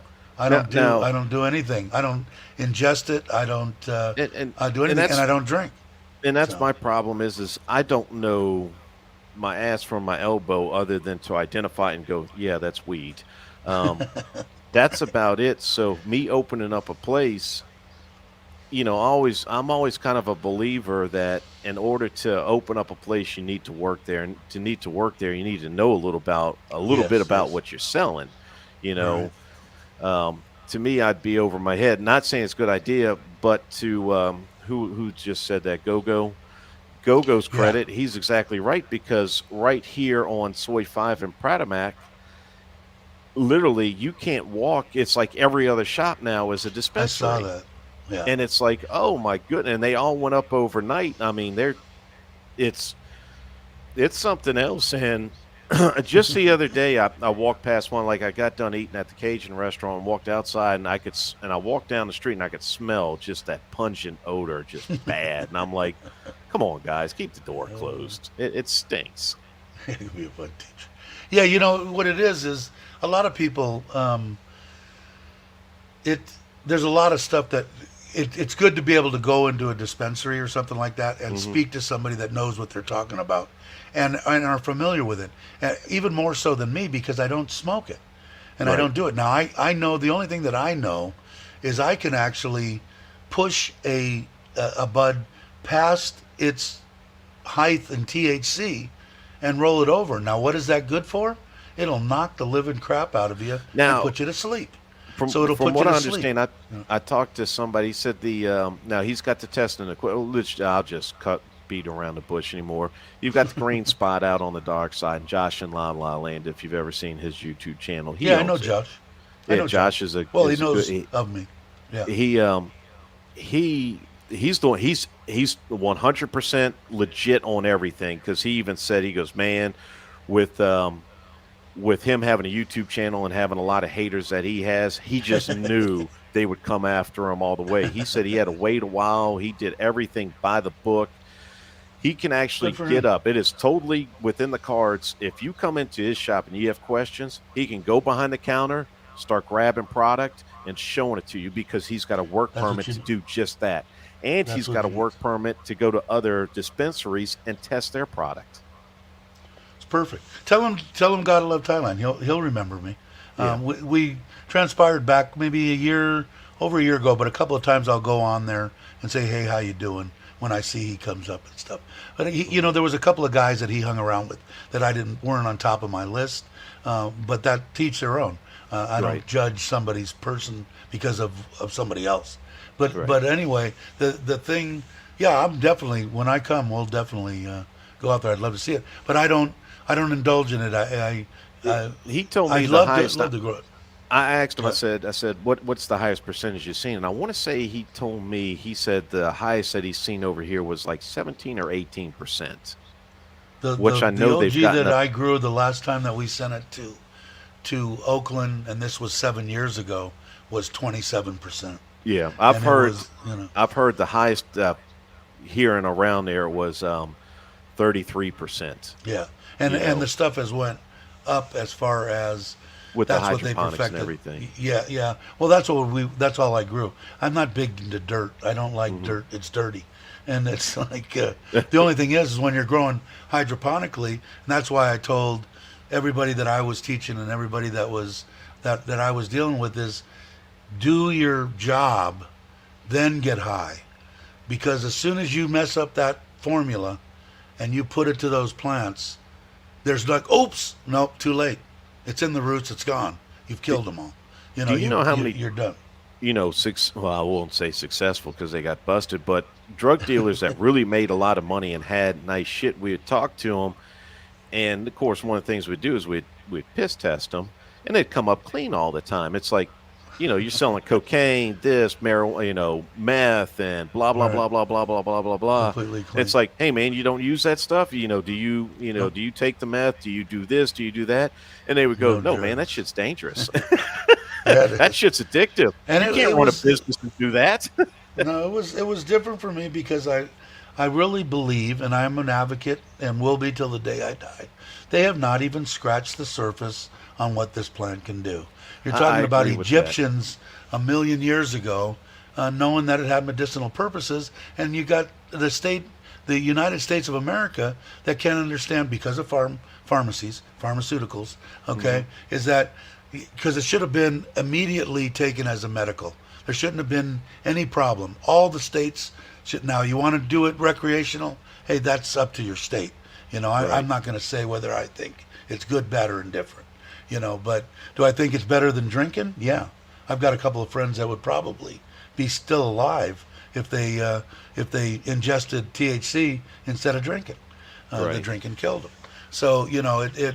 But I did enjoy it. But see, I don't know if I was to open a dispensary. Okay, I knew my strains, what they did, what they were good in, what it was good for, everything in mind. The dispensary has to know everything they've got on the shelf. So they Hmm. have to know everybody's, deal. And I didn't. I knew mine. That was it. But I mean, I imagine I could have learned. But you got to have a good person there. But like I said, it's really weird because a lot of people say, "Oh, this strain is really good for sleeping." Well, it's an indica. They can all be. When you look under a loop and you look at the trichomes, you want them when they're just starting to turn amber and they're Hmm. still clear. That's when they're at the tight height of their THC. Okay, Right. when you push them past that and they start turning more amber, and more amber, the TH levels start to drop a bit. But boy, they will just put you into a couch and put you into a coma. So I grew a couple of plants just for friends of mine that just wanted to go to sleep, you know. And that's what Yeah. I should be doing because I don't sleep, For but I anybody don't do coming it. into the chat now, don't adjust your YouTube set there. This is not Cheech and Chong's show. This is still Gotta Love Thailand. Big pharmaceuticals will lose money. Yeah, you know, they couldn't, I mean, imagine if you're a pharmaceutical company and I'm a multi-trillionaire, Oh, okay? they're big And, company. and, all of a sudden, we've got a cure for cancer. How much money am I going to lose? That you can. I mean, Oh, enormous amounts of money, it for was everything. recently. I was shopping around here for insurance, and See you, traveler. good night, traveler. I was shopping. I think I've spoke about this in the past. When I went in and I sat down with one of the companies, I said, hey, I wanted to cover this, that, and the other, and we were finally getting down to it. I said, what about it? What if I get cancer or something like that? Because I Right. hate going back to it, but I always think about Kevin Thailand, All and right. what happened to him, and I'm like, man, Sure. I need something to cover that just in case. No one's immune to that, the big C.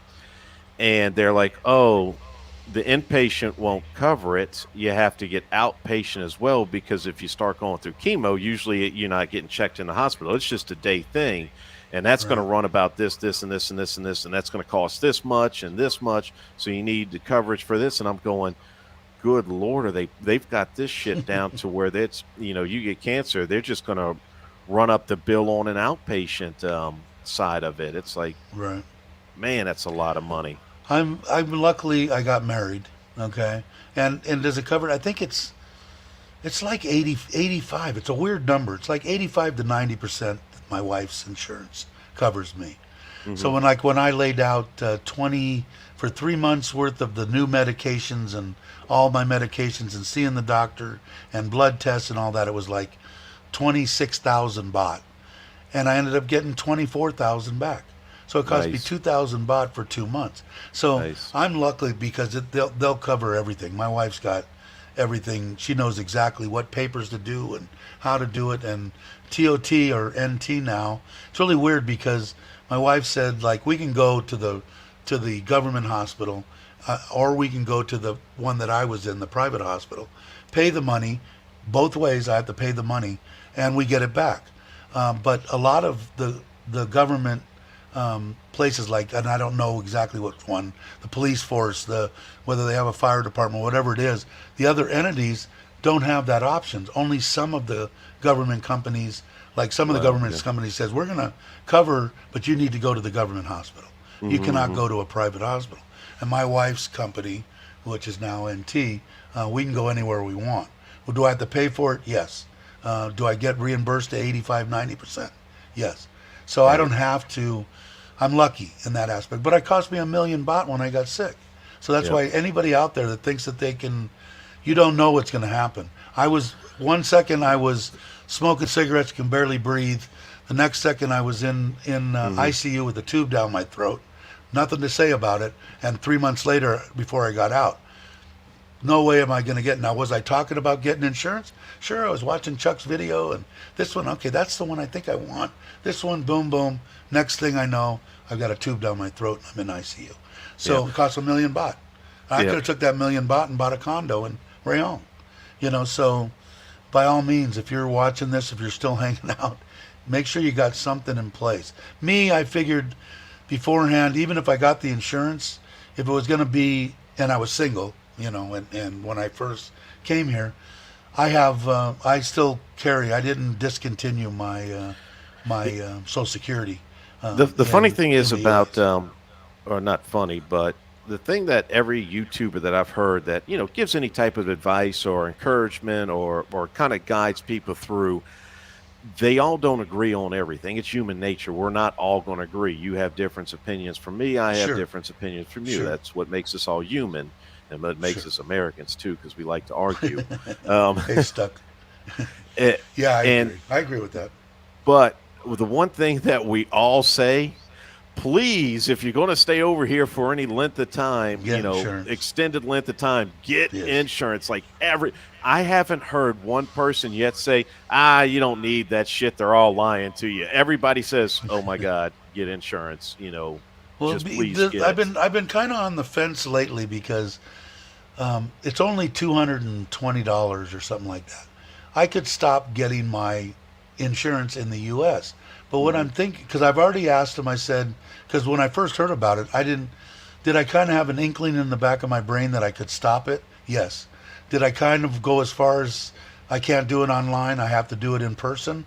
That was what I was told that I needed to do. But I don't even know if that's true. But when Chuck's mom came here and they stopped it, I said, the only thing is I'm planning on going there 3 times a year for 3 weeks, 2 to 3 weeks every year once I get back on. That was my original plan coming here. The traveler's I've got grandkids. insurance. Yeah, well, the Blue Cross and Blue Shield I had in the States, it covered me for 2 months any place I went. Right. And I could leave here. Like let's say I came here for 2 months. I'd go to Laos for a day and come back in just like you're going on a border run. And my insurance would go back over for 2 more months. So I had an option back then. That was when I was smarter and quite a bit younger, but not that much younger. But, it was like, I'm thinking about it now because I'm thinking, what happens if I get back there? Because I did go as far as contacting Social Security and saying, if I discontinue it, if something was to happen, I don't know, my whole family here died, God forbid, and I didn't want to stay here any longer. I missed them, and I wanted to go back to the United States because, God, I want to be there. What a bunch of bullshit that is. But I would, go there. Could I redo it? And they said, yeah, it wouldn't be bad on the penalties, but you'd get some penalties. You might have to wait a couple of months, and you could get back in to Social Security. And I said, okay. But I figured, what happens if something happens when I'm there? What happens if I get hit by a freaking truck and I'm, laid up in the hospital and can't move, don't have a choice, and I'm in the hospital for 6 months, and without insurance, I could go broke real quick. It's very simple, Dave. Just do what a lot of other people do. No habla inglés. No habla. Yeah, exactly. Yeah. That would be, you're probably right. And No I talked habla about that the inglés. other day. Oh, Social Security number 2593. I was just talking about that the last live stream. And I don't have anything against Mexico or Mexicans. I just think that they all ought to have Social Security numbers. And you're probably right. But I wonder if I could, because you just said something interesting. I wonder if I could get traveling insurance when I went to the United States. Now, I don't know exactly how old you are. Or but just I know insurance for a week. It's the same, but I know that my insurance, that was one of the questions I asked. I said, hey, listen, if I travel anywhere, y'all going to cover me outside the States? And they said, yes, for 30 days only when you go 60. to America. I said, okay, so I got 30 days to get sick. And then, of course, it's still I have to front the money and then apply for the reimbursement. That's if I go to a doctor's office, stuff like that. But I'm kind of curious now if I could find out if I can get an insurance policy that would see. $200 to me is not an exorbitant amount of money, but to my wife, it's like if I could say, well, here's an extra 200, which is what, I don't know, what would that be? Let's just say 6,000 baht. Yeah, 6,000 baht, each month. My wife would be dancing the jig on the bed over here, going, how do I do it? Where do I sign? And how do I get my 6,000 baht? Let me put it this way. I told my teacher, I said, I just paid 34,000 baht, whatever it was, for my health insurance. And she looked at me like, oh my goodness. Yeah, there's Dad saying yes, traveling. Yeah. She couldn't. I'll talk to you. And I'm sitting there going, man, that was a great price. I mean, I've got good insurance. I've got low deductibles, and I get this, and this is what it's going to cover, and blah, blah, blah, blah, blah. And she's like, 34th. She goes, Ryan, Kontai, think Pang Mak, American. Oh, good. So. Yeah, look at Gator's got the exact amount, 6,930 baht. What I just realized is, that I didn't give because Tom, I'm waiting for Tom to get back in, but the only thing I've got is the one app here, but it's creeping up. Actually, gold, this is really weird because usually when I see gold going up a little bit, I see the dollar, American dollar, U.S. dollar, dropping. Just the way it's been for a million years. But it's been going up. It's 34.7 right now. It's 34.5 a day or two ago. So it's starting to creep up a little bit. Which Yeah, I mean, if it stays there, I'm a happy camper. I told that I'm to somebody. I said, listen, I said anything over 33 is a win for me. I think so Everything too. is laying. Yeah, if it gets back up to 37, I might even drink a beer again. I don't know. Um, but Well, I I don't. just realized something caught my attention. It's like we had Stuck in Florida come in, and like two Right. seconds later, here comes Gator Jake. And to me, if I was stuck in Florida, I would change my name to Stuck in Florida and Gators here too. So it's like you get the worst of it. Stuck in Florida and Gator lives here. Yeah, I know. I've Stuck's been around for a while.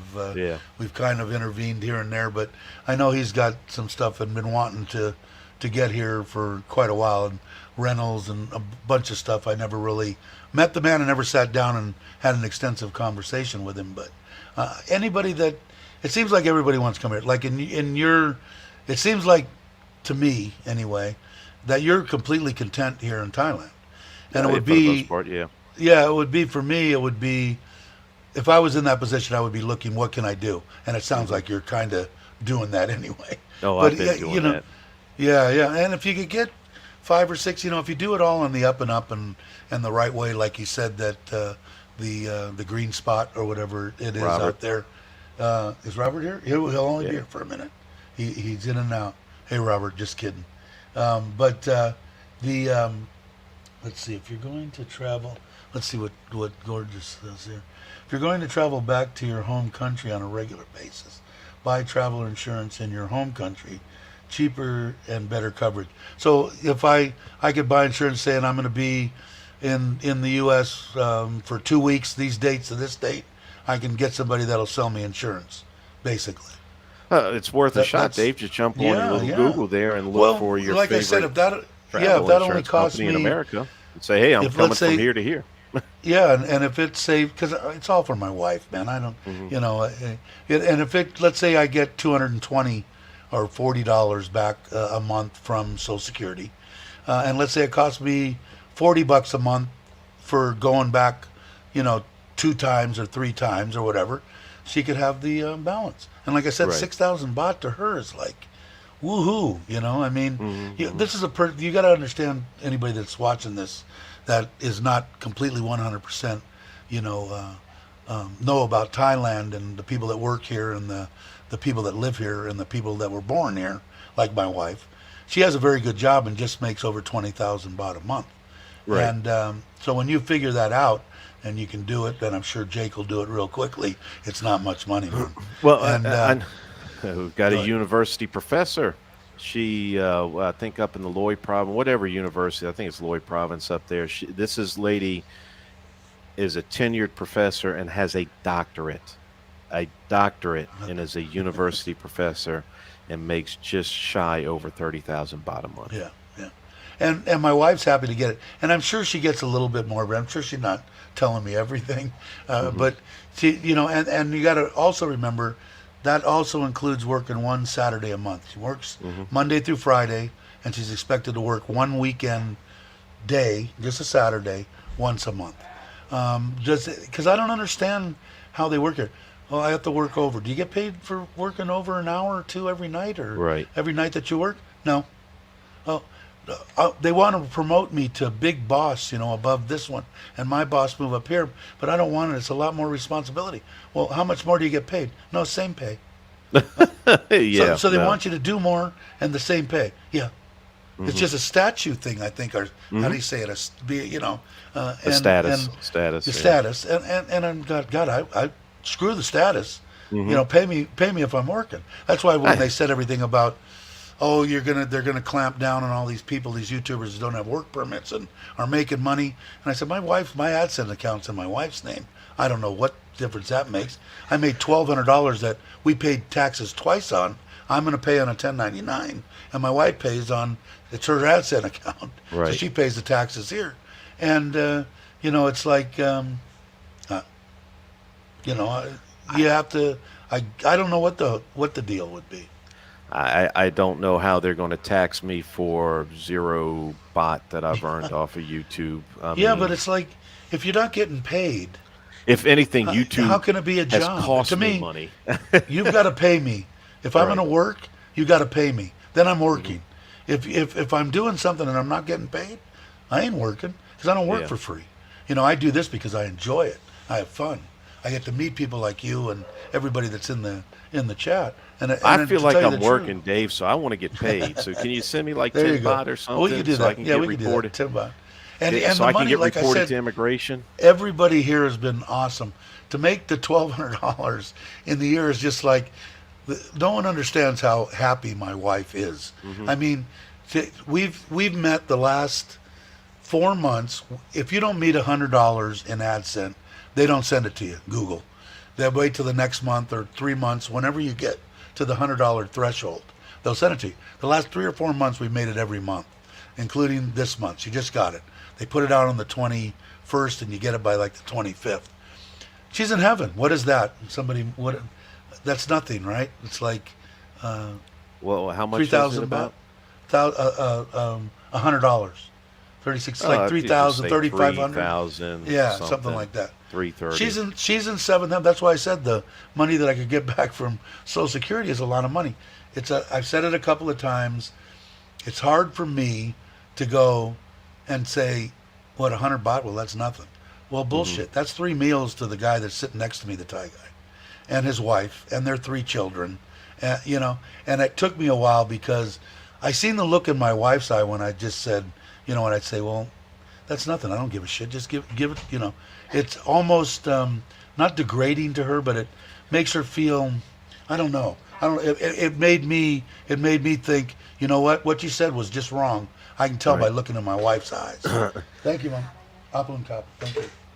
It, Meals. it's the same thing because I always used to like to joke around and they would say something. They're like, "Hey, do you have any money or something like that?" And I used to, it's my girlfriend and all of her family or her mama, Uh-huh. and I would say, "Mommy tongue, what have no money. I have no money."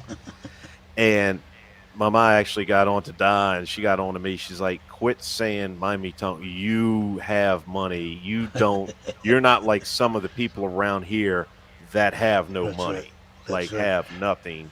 You And know. and and that's why I'm talking about like with people look at me, they look at other people, and they say, "Did you come here to find a wife?" No. Did I come here after my wife passed to maybe have not? I had no idea. I'd been with the same woman for 30 years. Believe it or not, I honored my wife. I didn't cheat on her. I didn't, and I was running around days at a time, middle of nowhere, women hanging on you. I just want to be with you because of this or this and whatever. And just go away, go away. And it when you come to Thailand, if you don't think you have a life, and this is for the people that have lost a significant other or just don't know what they want. Hmm. First of all, you're not going to get looked at weird if you're a 55-year-old guy and you're with a 40-year-old or a 35-year-old woman. Not even a second look. I never got. And I was 40 years older. Well, no. She was 38 and I was 62. The reason that the women they're looking for something that's in your chest, not the way you look and whether you got a gray beard or how fat of a bastard you are. It doesn't make a difference to them. They're looking at the person, what kind of a person lives in there. And they know if you're here on a retirement, not so much in your instance with them knowing the money, but they know if I came here and I'm living in Thailand, I've got some kind of a retirement, okay, at 55 or 60. Hmm. That's why, besides the fact, and I've said it before, women that are like in their late 30s or 40 years old think their life's over. Right. They think it's like, no man would want me. They want 25-year-old girl. Hmm. This and that. So they're, like I said, it's amazing what you can, the love you can get from someone until you experience it. And I got lucky enough to experience it. But they Right. know this money that you bring in, even if like I did my video on $1,856, because that's what my Social Security is, and you can live on that. That's a lot of money to them. I That's a think lot that of money. You know. I'm eating a lot more Falong food than what a Thai would, so it's of course a little more expensive than me, and I'm in a tourist Right. area. I mean, let's Right. face it, try to go get a pretzel or a hot dog at Disney World and tell me how much money it is. So Right. I'm living in a tourist area. I've told everybody I usually will take out 5,000 baht per week, and that gets me through the week just fine. Yeah. And You and know, and like I said, when you look at that breakdown, which I did, I don't know, not too many people watch the video. Hopefully, some people will because I brought it down to 1,200 and something, and I tried to break it down to every little Nats hmm behind that I could bring it down to, as far as even vacations and traveling and dates and right, everything right, else, and it is feasible. Now, is it going to be what I would want? No. Okay, because I'm able to do what I'm doing now. Okay, hmm but if I didn't, if they told me, "Oh, you screwed up in your life. You're a stupid bastard. You didn't buy your home. You didn't save enough money. You didn't do anything, but you've got $1,850 a month in Social Security, and you did save 50,000 in your life." right, Okay, you can come here and live. Now, easily. could you live there? No, It, couldn't live in California. I don't know someone about brought that up, and they didn't use the example of a. Oh, look at old Randy here. That's nice Hey, of you. Randy. He did that Thank you, because a Randy. lot farther goes to Thailand. Um, Uh, that was even brought up to a point. They said, okay, they said just what you're saying there, but they used the example of an Englishman. They said, okay, so a guy gets, I think whatever they said, pence or pints or pounds, right, in his retirement, his Social Security, whatever they have over there, and he's getting like 1,000 pounds a month. He lives in a small flat, maybe even a government flat. They said maybe he can go have Sunday roast with the boys at the pub on Sunday. He can't go have a pint, which is their culture, go have a pint every or two, 3 pints every day at 4 or 3 or right, whatever time they go. right. They go sit down and have their pints at the local. They said he can't do all that. He is living a very mundane, very frugal life. But if he takes that same 1,000 pounds, comes over to Thailand, gets himself a nice flat with a Right. view of the water, if he's in, the Jomtien or Pattaya area, now he's got money to go out every day and have a Yep. pint with the boys. Sure. Now he can have a Sunday roast, no problem. Now he's eating good meals every day. They're like, why wouldn't you do it? You're stupid if you stay at home where you just barely survive and not come over here. And I get it. I get it. And Yeah, and it's the same thing in California. I mean, there's just now if you wanted to go to Watts or South Central or mhm. some areas, and I'm sure in the Midwest and stuff like that, could you find a place for two, three, four, $500 for a studio apartment with no furniture? Okay, no Oh, furniture. I don't even know about that. Yeah, I don't know about that either, but I know in the normal places you're going hmm to spend $1,000 or That's more on right, a studio apartment. right. Easily, So now when you're getting easily. 1,800, how far is that 1,800 going to go for utilities, food, hmm any transportation, anything that you're going to do? No way. Internet? No, you're probably not going to have that. Yeah. Phone? No, you can't afford that. Well, You're not going to live a same quality of life that you you could know, y- live here. looking at my situation, I'm paying 12,000 baht a month for a 1 bedroom place here. Now, if I lean over my balcony and look to the right, I can see the water, but I don't have a direct view of the water, but I have a nice view of the garden and some, skyline view basically. And it's a nice place to sit out in the evenings. I'm paying, what is that, 12,000 baht? So you're looking at about 330, $340. Right. I'm not doing, and I've got an 80 square meter apartment. That's big. Yeah, it's a one Compared. bedroom. Yeah. I've got a 55-inch flat screen TV that the landlord bought because the other one crapped out. I mean, I've got 2 couches. I'm living high on the hog over here. I mean, I've had people come into my apartment in ties and everything, and they're like, "Oh man, this is nice." It's not like extravagantly big, and I've certainly seen a lot people with lot nicer places. But at the end of the day, I've got a very very comfortable living situation Sure. for very and considering the price It's, that I pay. Oh I my don't know what, goodness. I think people just aren't, they don't know. I hmm mean, if I was sitting and didn't meet the guy that I met in Costa Rica, I would have never even known anything about Thailand. I probably would have never came, Right. and I probably would have never started watching YouTube.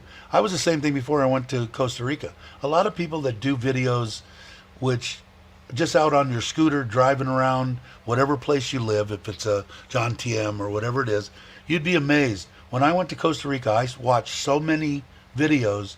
When I got to Cocoa Beach and Hermosa Beach, and I got my scooter, I'd already had it pre-bought before I got there, and I was off and running. Oh yeah, I need to make a left here and a right here. Oh, there should be the and I knew exactly where to go. Yeah, I'm a just by visual watching person like YouTube. that, yeah. Yeah, just by watching YouTube videos. So have you found? if, Have you found that there's not that many Costa Rica? Because I even before I went down to Costa Rica, I was looking at the vloggers like I did with Thailand, and I couldn't find any that were really putting out the travel guides or the hey, do this, do that. They had like one kid that was down there doing it. That one, it was really a weird situation.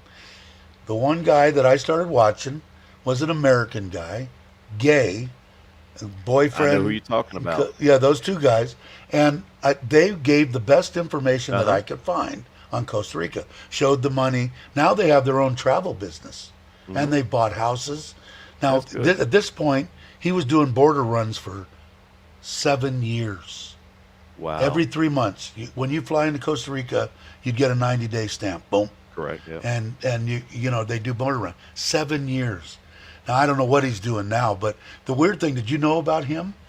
He was on a game show, and he won a freaking house. He was married and had a family. He ended up giving the house to his wife, and then went off on his gay lifestyle and met the Costa Rican guy and lived his life. Which who am I to tell anybody how to live their life? My life changed when my nephew came out and said he was gay. Because when I was younger, I was kind of an asshole towards people. Now I treat everybody the same. You're all assholes. I hate you all the same. So it doesn't change. But it was. But those two guys, almost all their videos, I didn't really watch anybody else. I don't think. You're right. I don't think there was a bunch of vloggers there. And No, it's really it's weird just- because if you went there years ago, Costa Rica was it, man. That was the place to be. Okay. And then They've been you could own Americanized. land. Yeah, you could buy, you could buy stuff. The people that I felt bad for when I was there were the Costa Rican people, especially in Cocoa Beach. The only way that they needed to make money, they needed to go to place, the only way they could do it was eat bread, beans, and rice, and have 20 or 30 of them living in a one-bedroom house somewhere. And then they would all work at the bars or whatever, and they had bar girl type things. I never got involved with that when I was there either. It wasn't I was married anyway. I was just there. I don't know, what do you want to call it? What do you call it when you meet a certain plateau in your life and you buy a Porsche and Midlife crisis. Midlife crisis or whatever. And I invited, although I wanted my wife to come, she didn't want to come. But I had a good time there. But the biggest thing was the food was like here. If you wanted to eat, Americanized food, it cost a fortune. Taxes and everything. Vehicles were real expensive. I had my big giant mansion on the side of the hill for 6 months. That was unbelievable. But after the last 2 months I was there, I rented a 2-bedroom apartment type thing for $550 a month. So I thought that was reasonable back then. But it definitely, if you haven't been to Costa Rica, it's definitely a place to go visit. When I showed that's for people, sure. see, I haven't been to Hawaii, but when I showed a lot of people the pictures of Costa Rica, like when you go from the airport down to the West Coast and you cut through the mountains and everything, and I was showing people pictures and videos, they said, man, Ron, that looks like Hawaii. They said, that's beautiful. I said, oh, it was incredible. I got to zip line through the mountain or through the mountain. Now or you flew whatever. into San Jose? Oh, yeah. Yeah. See, they built that new airport right by Cocoa Beach. It was like 30 minutes from that airport to the Pacific Ocean, where I lived, right there. So it made it nice. That was actually the ex-landing strip for like Ollie North and stuff back in the day before they made it an international airport. But anyway, Nice. if anybody out there hasn't been, and Ryan can attest to it. It's a gorgeous place, man. I was Definitely laughing. things to do. We Go ahead. we went there when the pandemic was still going on, so all the bars and nightclubs, which we didn't go into anyways, they were closing down. I think at 9 or 10 o'clock. I'm telling you, at 10 o'clock, you could have rolled up the sidewalks and shut down the town. Because Roy's saying that I stayed in Jaco, Costa Rica, met some great guys there, stayed in gated community, is full of American and Canadians. I was in Jaco as well, and you could have rolled up the sidewalks at 10 o'clock. I mean, I was April of 2021. I was in Jaco. So we had an Airbnb house that had a swimming pool and everything. So, every night we'd just go sit out on the back patio and, turn on the radio and kick back a few cocktails and just sit there and, laugh and goof around and stuff like that. It was just a way of getting out from the pandemic for the most part. And I can remember we went to go get provision. We're like, all right, we need to go make groceries. Let's get on down to this little grocery store down there. I go in there and I start looking around and I'm going, God, this stuff looks familiar. It was called Max Merce or Max something, Max whatever. It was Walmart's. They basically said, Walmart. yeah, it was a subsidiary of Walmart. They even had the True Value brands in there. And I'm going, oh, my God, we can't escape it anymore.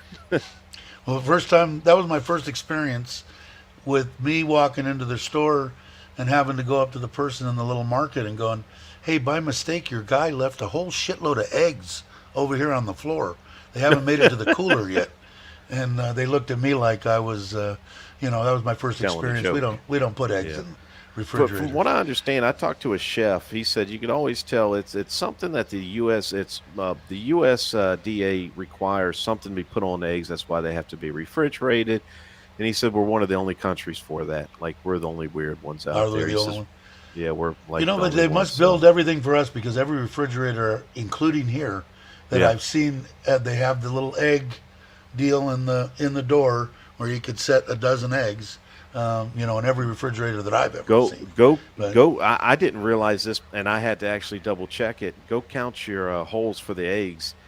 Not 12. Me, I have 10, and then 4, because I kept saying a dozen eggs, and someone's like, Ryan, they come in 10s. There's no dozen. They come in a pack of 10, and I was like, yeah, but it fills up my dozen, my dozen holes in the refrigerator. They're like, go count it again, and I went 1, 2, 3. Oh shit!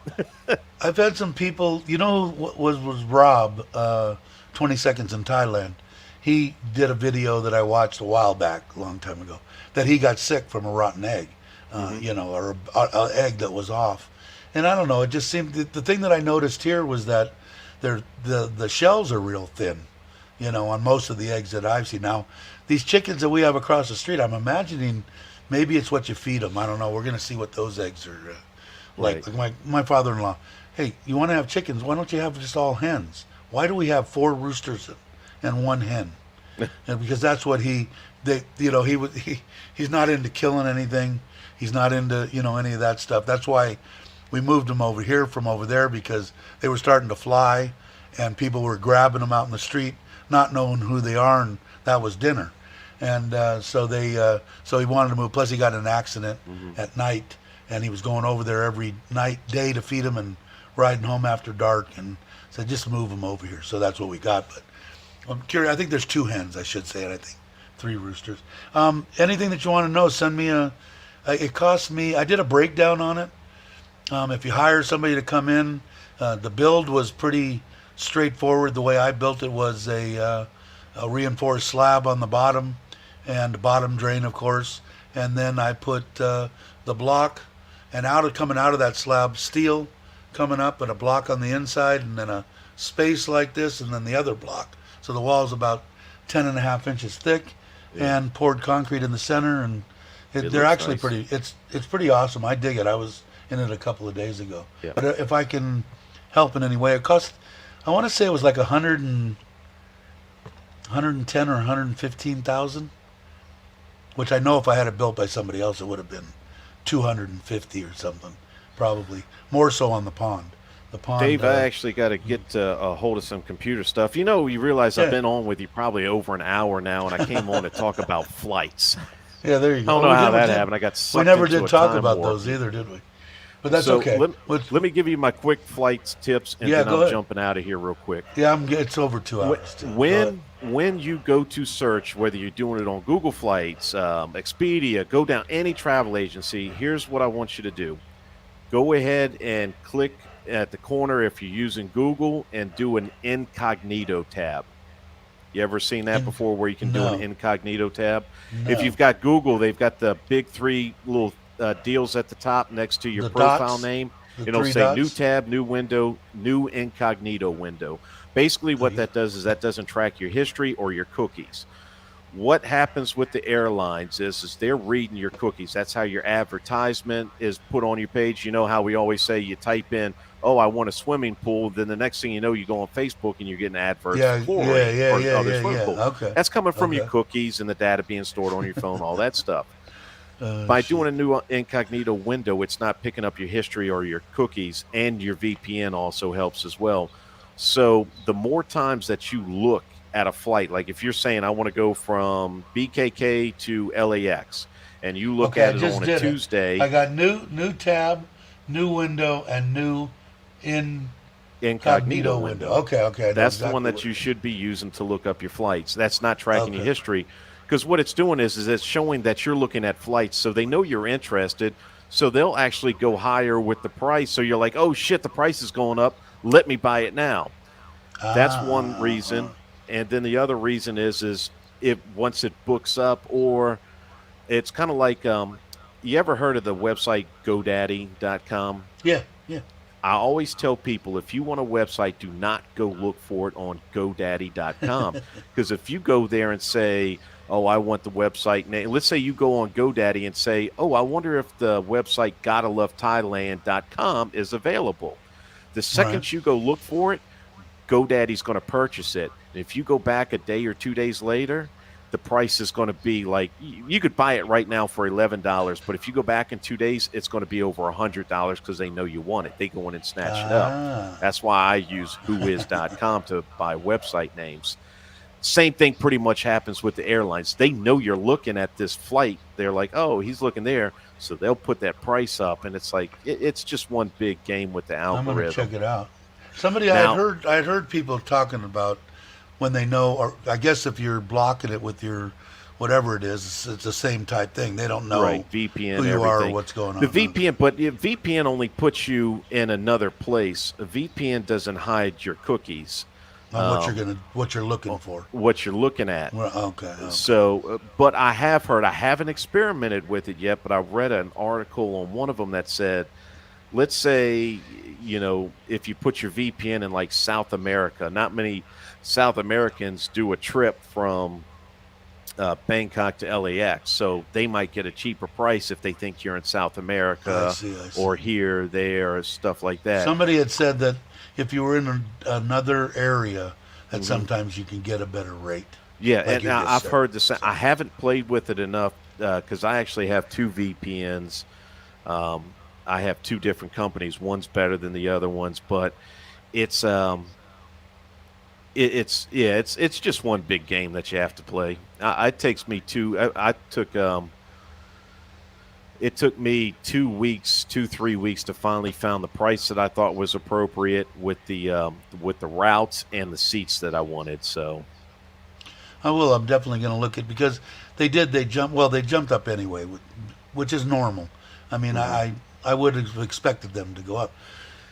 Getting close to doubling, that was, it seemed a Yeah, little bit well, that's what too much for me. one of the best I ways don't I have a tell choice. everybody is go into your incognito window, pull up Google Flights, and then look at the month that you want to fly in. Because we're all pretty, we're pretty loose on when we can fly. It doesn't have to be this time from this time Right, to this right, time. right. Definitely, You definitely. got a week, 2 week window where you can be. So when you pull up Right. the big month on Google, you'll see all the prices, what it's going to cost you. So you I've can never say, used that oh, before. I'll try it. yeah, try Google I'll Flights. try it. A lot of I'll people, try. and I've heard it from a lot of travelers, even business guys that say they use Skyscanner. I haven't had that much luck with Skyscanner. I've always found better places, better prices, other places when I shopped around for a while. I've only used that one that I jet whatever it is that I've used for years and years. But they were always reasonable, at least in my eyes. It was like, okay, this flight's $500. Okay, I can deal with that. Not that, Like, you could have got that for 425. I never really thought about it. Now when I'm talking almost double, I'm going, and it's going to be a short deal. Like I said, it's not going to be. I got to get back to the States as soon as I can. where are you Okay, flying so out of, Dave? What's the airport I'm going to fly you're out flying of BKK to LAX. Okay, so so I'm just because I'm not gonna look at these flights again to LAX. What month? Going to be March So next month, oh, for the middle of March. So give us like 2 weeks out. I don't know when do they drop. 2 or 3 weeks out would probably be the best. I should go. so I don't know what prices I'm looking at right now. Just a quick search, real quick. The lowest 1100. ones that I'm seeing is right at $1,000 round trip.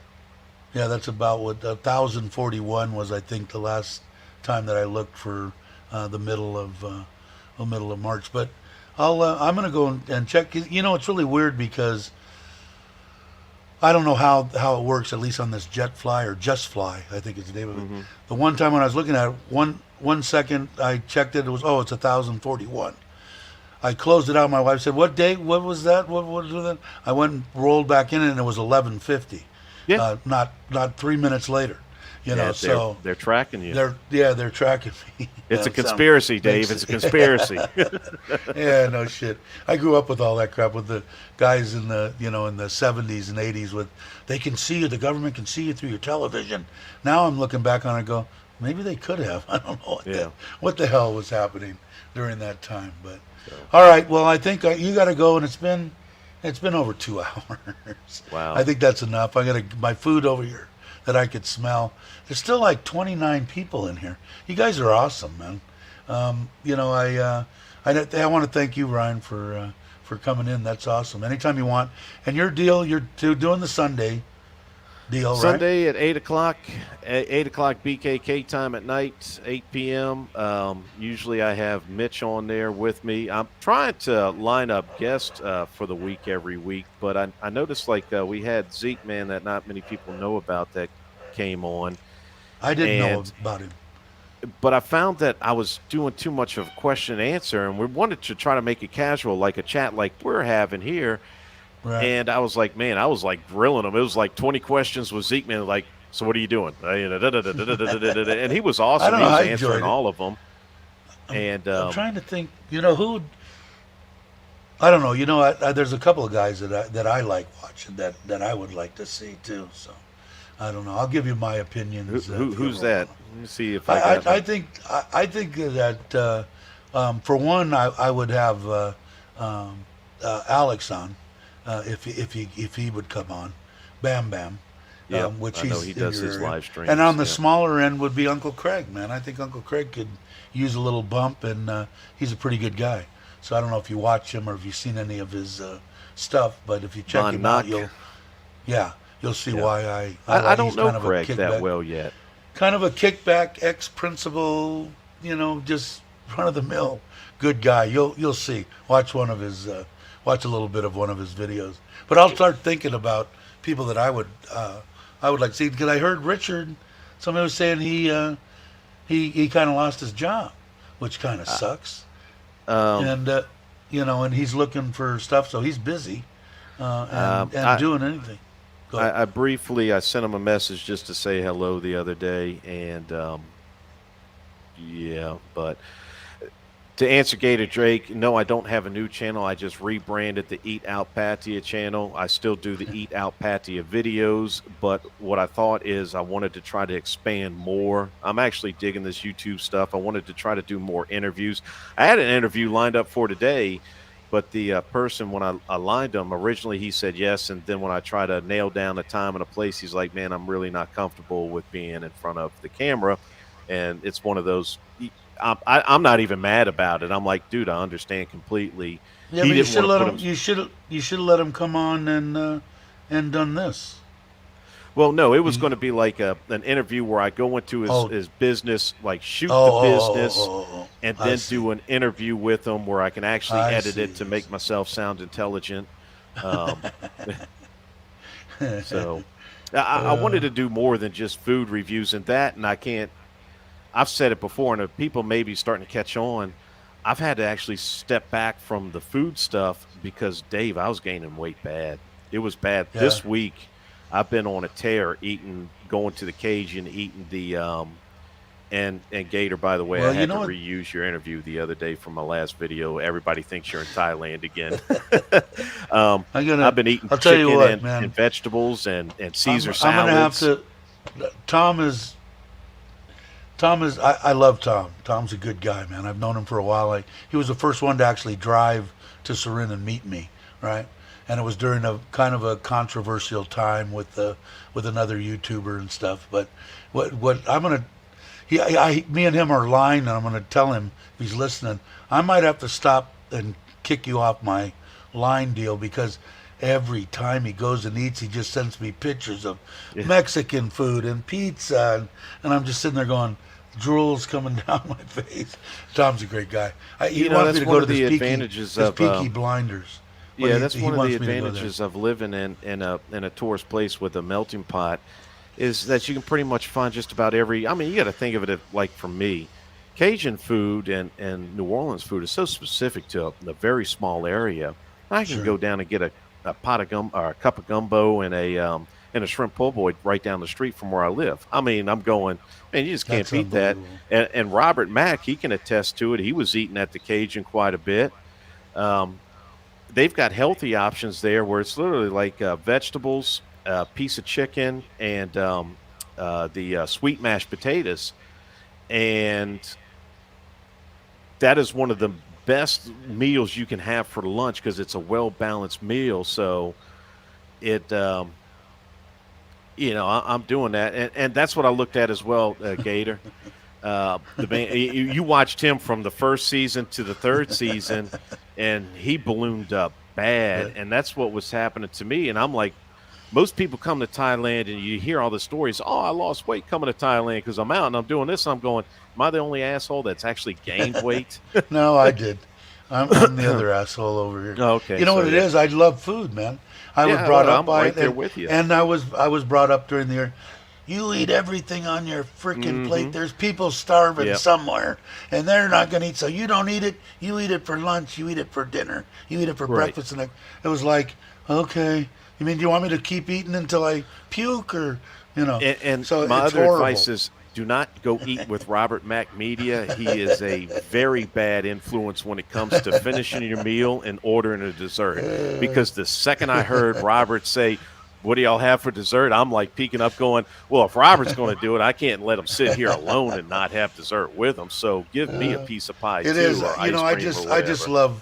I love food, man, and it Yeah. is hard. But you know what? I guess you have to Well, find is the happy medium. it, That you. I look back on it like, okay, Dave, you're 66 years old. Doctor says you need to do something, and you're a fat bastard. You need to do mhm. something, so I'm going to do it. And I try to, in my mind, all those Jack in the Box runs and Yep. all that crap you got to eat your whole life. You ate anything that you wanted to eat. So now it's time to man up and start taking care of yourself. Well, But I see, just back then, go ahead. yeah, I just went out and to that credit, same thing. So I'm not really and another reason for the channel kind of name as well is because I just bought a bicycle and I thought, okay, if I can get this all hooked up correctly, I can do live streams from the bicycle, kind of like what Chocolate Man does on his walks and everything. Because I Right. take a real nice ride down Jomtien. I'm still trying to get my wind up and there. My legs are sore as hell today because I went all the way from Pratamac down into Jomtien up to Second Road and all that I stuff. think that would So be a it's good thing. That would be a good thing to I do just a don't know live how stream much from the I'm gonna bike. have to sit there. Like right now, if I tried to do it, because I've got a case for my phone right there on the bike, and I can put the GoPro up, so I can logistically I can do it. But with the hills around here, because I went up Pratamac Hill on the bike, and I had that thing in like first or second gear on a mountain bike, and my legs were on fire. I'm pedaling like this, barely going anywhere, and everybody's looking at me going, "Oh yeah, he needs to be on a bicycle."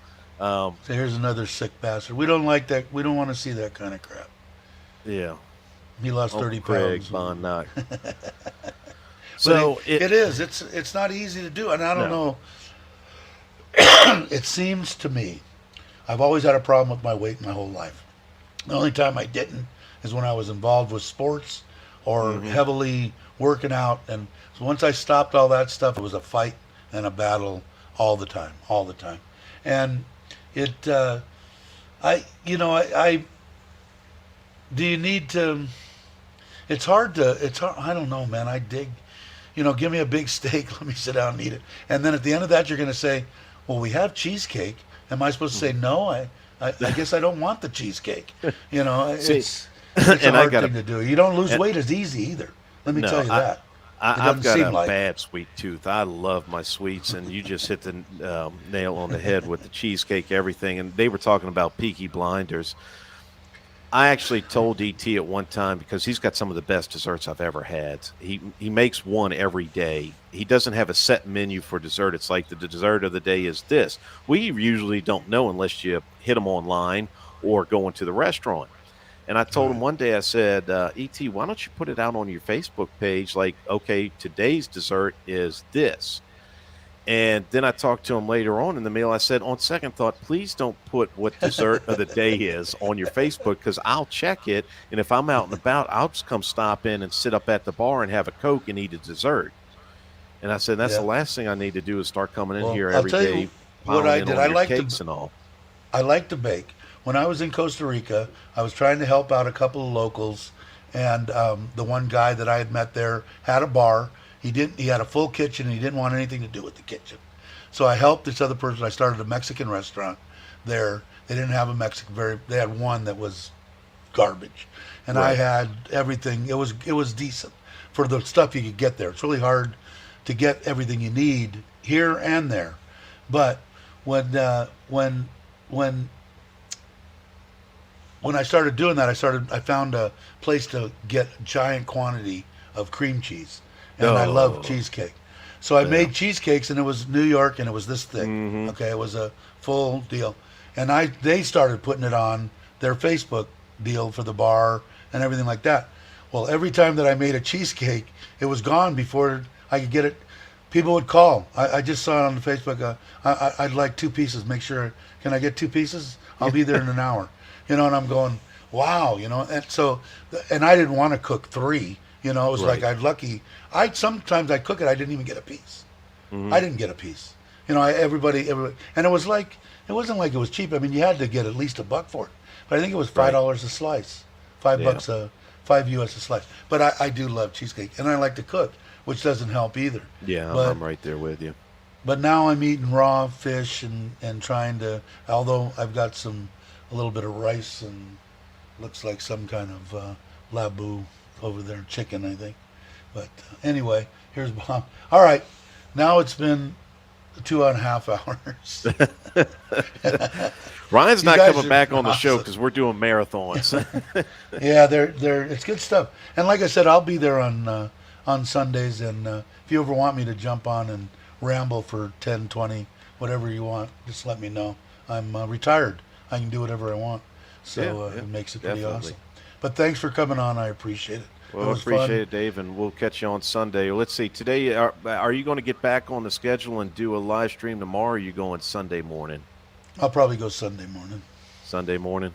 Yeah, yeah, I'll go 2 days. Because I try not to do them on Saturdays because Robbie and And Mike. Mike's yeah, they do it. And even when they do it at 8, I usually don't start it till 9 or 9:30 to give them a little break in the morning. Because a lot of people that watch me Yeah, watch it's them. definitely crossover traffic, and Yeah, that's what's so hard. It's so hard finding a time because ideally, I don't like the Sunday night at 8 o'clock because it's hard for people on the West Coast in America to tune in, and it's right. hard for Americans in general. So only people it benefits are people right here in Thailand or in the UK. But everybody else has got times here and there. It's like, man, that's just the only. You know what? Yeah, The it's heck hard. with it, and That's whoever the word. shows up shows up. They, yeah, I don't the yeah I don't know the times and stuff like me. I think I get more people now. Hmm. What time is it? At 11 o'clock But than we most of had them this are in. morning. Yeah, they're in bed or going to bed, and they've Right. tuned in, Yeah, on the the phones, people are and awesome. they're listening I've been lucky. I've been having listening fun. to our voice and we're putting them to sleep. You ought to do a That's lullaby in it. a couple seconds and lull That's it. them to sleep Maybe a that's little what bit. I'll change the outro of the show. Well, while I'm Yeah. on that, Richard Travels, the person who created both the intro and the outro of these live stream deals. Which Yeah. thank you, Richard. And I'll like I said, I'll be watching. But it's hard. It seems like I think Tom probably did that because it's UK time. Hmm. So he probably did it that time for UK, but I don't. If you changed it, I don't think it would matter, would it? I What don't would you know. have to do? Would you have to make it real early, or what would be like afternoon here? What would that be somewhere? That's late in East Coast. You either have to do it early in the morning. Who does stuff Or I'd on have to Sunday mornings? or I'd have to do it later at night or go because come 10 o'clock, I want to wind down on a Sunday. Right. I've Well, who got does stuff to stuff on do. Sunday mornings besides me occasionally? Because I'd readjust mine if you want to I try don't know to who does push stuff them on on. Sun. I don't know if they do it. I know I do stuff on Sunday mornings. Um, Oh, do you? I do my best work in the mornings. Um, computers, that is. So, and then of course you've got the boys down there, and also know I'm competing with NDTVI with Nick Dean because Yeah, he does when I'm Sundays. going Yeah. live, he's finishing up Right. his show, but then he's going to his members only show, and I Right. think there's a few other people. You've got Spanky and the Bear on Thursday evenings. You've Right. got Time to Get Going Bobby on Friday evenings for us. So Right. it's everybody's kind of got their time slots. It's like we're all, what the cool thing is no one's trying to compete with one another. Everybody's No, basically and said, since so and so's over here, I'm I'll to tell go you, on this I'll time. tell you, the one person, all the people I've met have been great people. I've been lucky, but the one guy that really stands out besides Mitch and actually everybody, but what I'm going to tell you is what I think this man's all about, and that's Chuck. No Time to Be Sad. Hmm. Met him, did all that stuff. Watched him for a while, and a few times in the beginning when we after we first met, it was like he actually called me up on the phone and said, "Are you doing?" Now it's a guy with 75,000 Right, subscribers or right. whatever, asking me, "Are you going to do a live stream tomorrow morning?" Hmm. And I just thought to myself, you know what? This is a real man. This is a guy Right. who is not doing it just to. He's doing it because he actually gave a shit. He didn't Hmm. want to step on me or whatever. Right. And I think I give him a lot of freaking credit for that. But like I said, I would jump out into some other times and see what happens too. You can always do a random time during the week when somebody doesn't have something going and see Well, what happens when people that's the watch. other reason with the bicycle. It's like normally I like to ride in the afternoon. So if anybody's listening and stalking me out there and wants to hit me with your car, I'm usually out there in the afternoons around 5:30 on my little bicycle. Um, I'd watch them. I'm waiting for you to pop up and show it. I'll watch them. Logistically, I got to get it figured out because I don't know if I know. I think I'm gonna have to.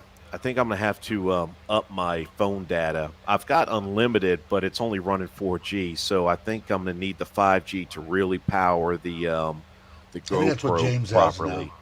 I think Yeah, that's what James has now. Is and that it's 5G. it's going to be on a bicycle, so trying to figure that up, and that's what I was saying earlier. I have the setup for it. I just need to get a bracket because mine broke that would go on the bicycle um, to put the Put the GoPro to phone. mount the GoPro on the handlebars. But right now, if I was to try to engage, like if I was to look at the chat on my phone or try to look at what's going on YouTube Right. and try to I don't know engage how he does it. everybody and I ride don't the know how bike he.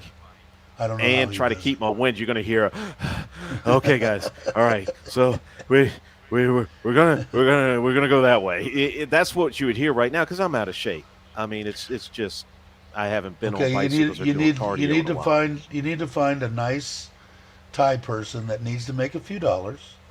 Put them on the bike. Tell them you need to go real slow, and then you walk behind them and talk about everything that you see on your Yeah. phone going on.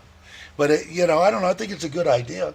And besides the fact it's got to be healthier than shit for you, good exercise, cardio shit and Just one all that week stuff. of eating clean and getting out there and swimming in the pool, doing my laps, doing my, water aerobics. I'm out there looking like an old person doing the hi-yas and everything in the water It for does a the lot. resistance. It's good for you. It's good for you. It I did it in I tell Costa you, Rica. I do it here. getting a full night's sleep. I'm actually sleeping. I feel like I'm getting a deep REM sleep, and I feel like my energy levels are up. I just, I feel like I'm ready to go. I'm running up and down the stairs to get to my apartment now instead of taking the elevator. So That's it's a awesome. lot better. You don't really know. I mean, you're 40 years old, but when you're a big man, the pump can do whatever it wants. It doesn't Right. have to wait till you're 60 to have a heart attack. Nope. It do it anytime it wants to. Yep. And I'm sure you get all the stuff. The problem I had when I was younger was my knees were so bad. Not younger, older. Hmm. The last ones that I had for stress tests, they used the nuclear stuff on me because I couldn't run on the treadmill because of my Hmm. knees. So they would do that. That's a weird experience. I don't know if you've ever had that. They inject you with nuclear shit, and it opens up your blood vessels, and you kind of feel this hot rush going. It's weird. No, Anyway, I actually that's did. how they found my. I did That's how they the found my stress stuff. test. Yeah, I did the stress test, but my fat ass was running on the treadmill. Well, it's good to find out because well, Hmm. I had two stents put in. God, it had to be 12 years ago or something, maybe something like 10, 12 years ago, maybe longer. And it wasn't when I went in, said, I seen a couple of shadows, back here. I don't know exactly what they are. I want to go in through your groin and check them out. Well, he woke me up in the middle of the thing because I was supposed to get surgery on my knees. And he woke me up and he said, I've got two of your vessels. One of them's 85%, the other one's 75% blocked. If I put in this one stent, you can have the surgery. But if I put in, this is what I'm listening to, the state of the art stent, that you can't have surgery for a year afterwards. And he goes, what do you want to do? Now I'm like this right on the table. I'm going, well, I want the best shit possible. You get Right. on the phone now, see if they found something new this morning that you can put in me. And he just laughed, said, okay, and I went out. And he put the stents in. But you don't know. And it can, I know Rob was in here earlier, and he's 10 years or more younger than me. But he had a heart attack, and you never know. I Right. don't know. It's Right. not something to screw around with, and health No. wise, and I've been that way my whole life. I've always been, this is it. I mean, I want to, am I ever going to be at 95 kilo? Never in a million freaking years. If I get down to 103, I'd be happy, I think I'm pushing but right around 128, 120. I don't know. I didn't even weigh myself. I didn't give a shit. I don't care about what the scale says. I care about what my waistline says for the most part. exactly. You know, I weighed in, I'm 5'10", 5'9" and 3/4. I'm shrinking as we're talking. And the last time that I weighed myself, I think I was 122 and a half hmm kilos. But I was 126. So I've lost the weight from, I believe it's the shots in the stomach. Right. Now, if you get them someplace else, they're only once a week. The one that they could give me through the government hospital that they would pay for, they're hmm expensive as hell, was every day. Right. So that I'm not digging that at all. It's a Right. pain in the ass. I got my wife doing it. So I grab a big wad of my fat stomach and she jabs it in there, and we do that every night. It's not like I could say, well, I'm having sex every night, but I ain't getting a needle shoved in me every night. That's for damn sure. All right, I'm rambling again. So I want to thank everybody. Still 25 people here. Ryan, again, thank you for coming. Oh, it was my pleasure. I Everybody, enjoyed it. Broke up my everybody have morning. all right. Everybody have a great morning, afternoon, and evening, and I will catch you on the next one. See you.